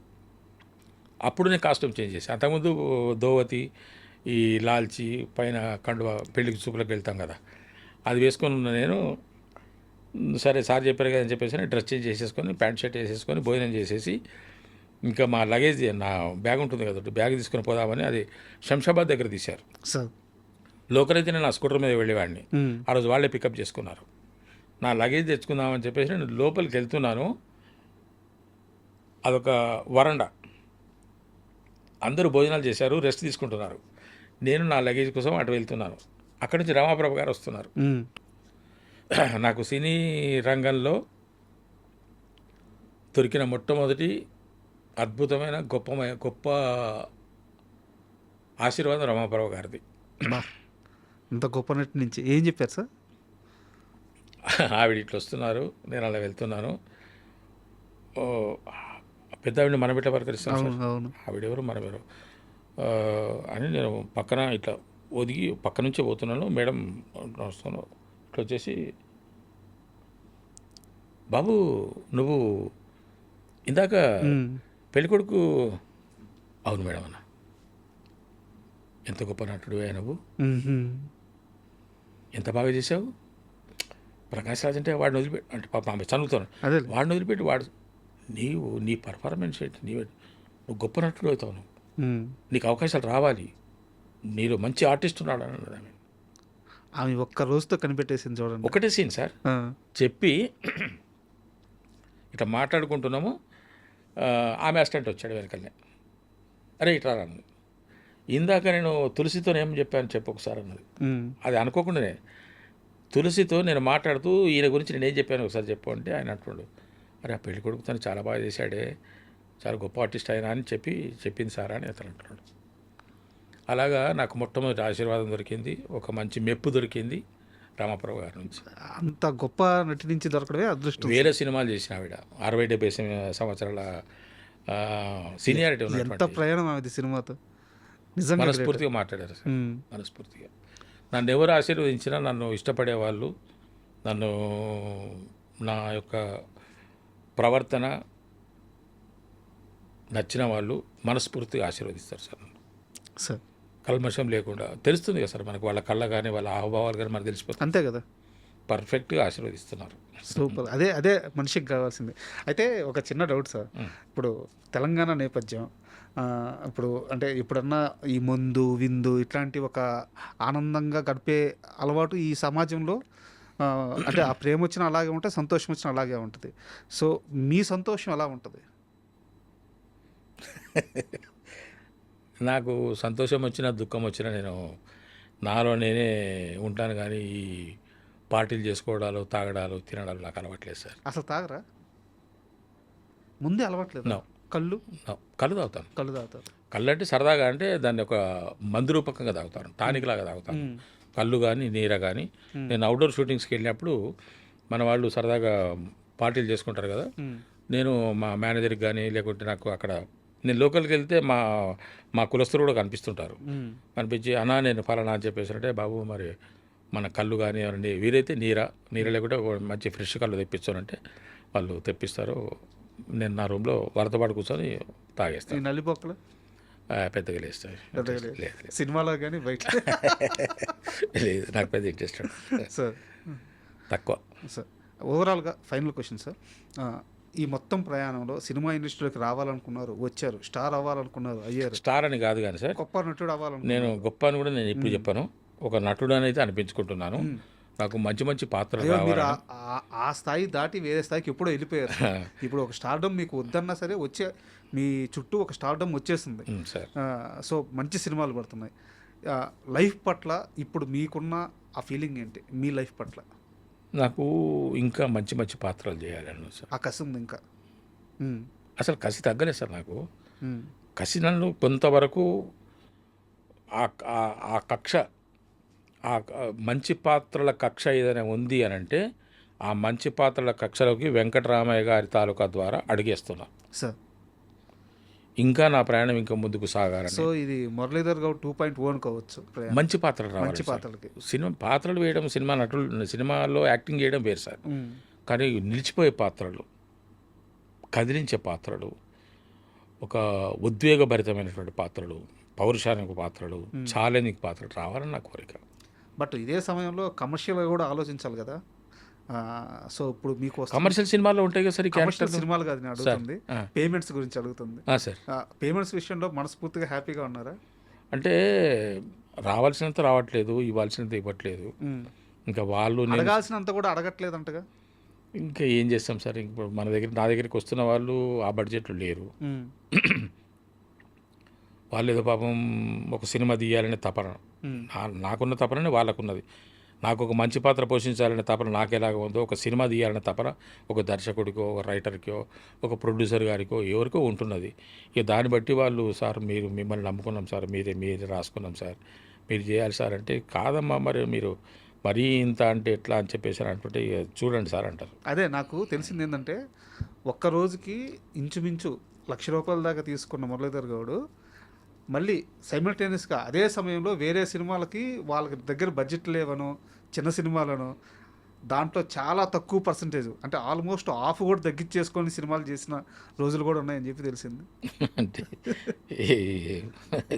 నిజమే కదా. ఏమో సార్, కమర్షియల్ గురించి మనం బయట చెప్పడం కరెక్ట్ కాదు. సార్ సో అంటే మీ మొత్తం జర్నీ కూడా చాలా ఇన్స్పిరేషన్గా ఉంది సార్. ఎందుకంటే లైఫ్లో ఎప్పుడెప్పుడు ఏ బాధ్యతల్ని నిర్వర్తించాలి, మన గోల్స్ని ఎలా రీచ్ అవ్వాలి, సో ప్రతి ఒక్కరికి మీ లైఫ్ ఒక లెసన్ లాంటిది. సో ఇక్కడి నుంచి మీరు కోరుకునే ప్రతి సక్సెస్ మీకు దక్కాలని, ఆ నెక్స్ట్ స్టెప్ కూడా చాలా గ్రాండ్గా ఉండాలని, మంచి నాకు పాత్ర అవి రావాలి సార్. నాకు మనస్ఫూర్తిగా కోరుకుంటున్నాను. కమర్షియల్ ఏమన్నా అనేది కానీ అంటే నేను కోరుకున్నది వేరు, నా గోలు వేరు, నా ఆశయం వేరు, నా ఆలోచన వేరు, నా లక్ష్యం వేరు. అంటే పాత్ర వేస్తే నాకు గుమ్మడి గారు కనపడుతుంటారు, ఒక రంగారావు గారు కనపడుతుంటారు, చిరస్థాయి మహామంత్రి తిమ్మరు చూడండి సార్. అవును, ఏం సినిమా సార్. రంగారావు గారి వేషాలు ఎన్ని చూడండి సార్. మీరు రంగారావు గారిని మీరు మైథాలజికల్ తీసుకున్నా, హిస్టారికల్ తీసుకున్నా, సోషల్ తీసుకున్నా, ఫోక్ తీసుకున్నా, అసలు సారు రంగారావు గారు వేసిన పాత్ర ఏది సార్ మనం ఇంకా తీసివేయడానికి? అటువంటి నటుడు మళ్ళీ పుట్టలేదు సార్ ఆయన తర్వాత. అలాగ మనం ఉండాలి, ఆ స్థాయికి రావాలి, పాత్రలు అలాగా రావాలి, నేను ఆ విధంగా కష్టపడాలి, నేను ఆ విధంగా చేసి మెప్పించాలి అన్నది నా కోరిక సార్. చాలా పెద్ద గోల్ పెట్టుకున్నారు. నటన సినిమాల్లో నటించడం వేరు సార్, నటుడిగా నటించడం వేరు. నాకు అది కావాలి సార్, అది ఉంది నాకు. సో అలాంటి క్యారెక్టర్స్, అలాంటి పాత్రలు రావాలని మనస్ఫూర్తిగా కోరుకుంటున్నాను సార్. నాకు సమయం ఇచ్చినందుకు చాలా చాలా thank you. Thank you. And for more videos, Please subscribe to iDream channel. Subscribe to iDream Media. Please subscribe to iDream. Please subscribe to iDream. Please subscribe iDream. And please subscribe to iDream. For more videos, subscribe to iDream. please like, share, and subscribe to the channel. Congratulations, iDream. Subscribe to iDream. Subscribe to iDream. So subscribe to iDream Media. iDream ki iDream team andarki huge congratulations. Please subscribe iDream Media. Please subscribe to iDream. Subscribe iDream. Please subscribe to iDream. iDream అంటే నా కళల ఛానల్ను subscribe చేసుకున్న నోరు తిరుగుతలేదు, మీరైతే గంట గుర్తు కొట్టండి. For more such videos, please subscribe to iDream. Subscribe to iDream. Please subscribe to iDream. Please subscribe iDream Media. Please do subscribe to iDream. Please subscribe to iDream Media. For best entertainment and information, please subscribe iDream. And don't forget to subscribe to iDream.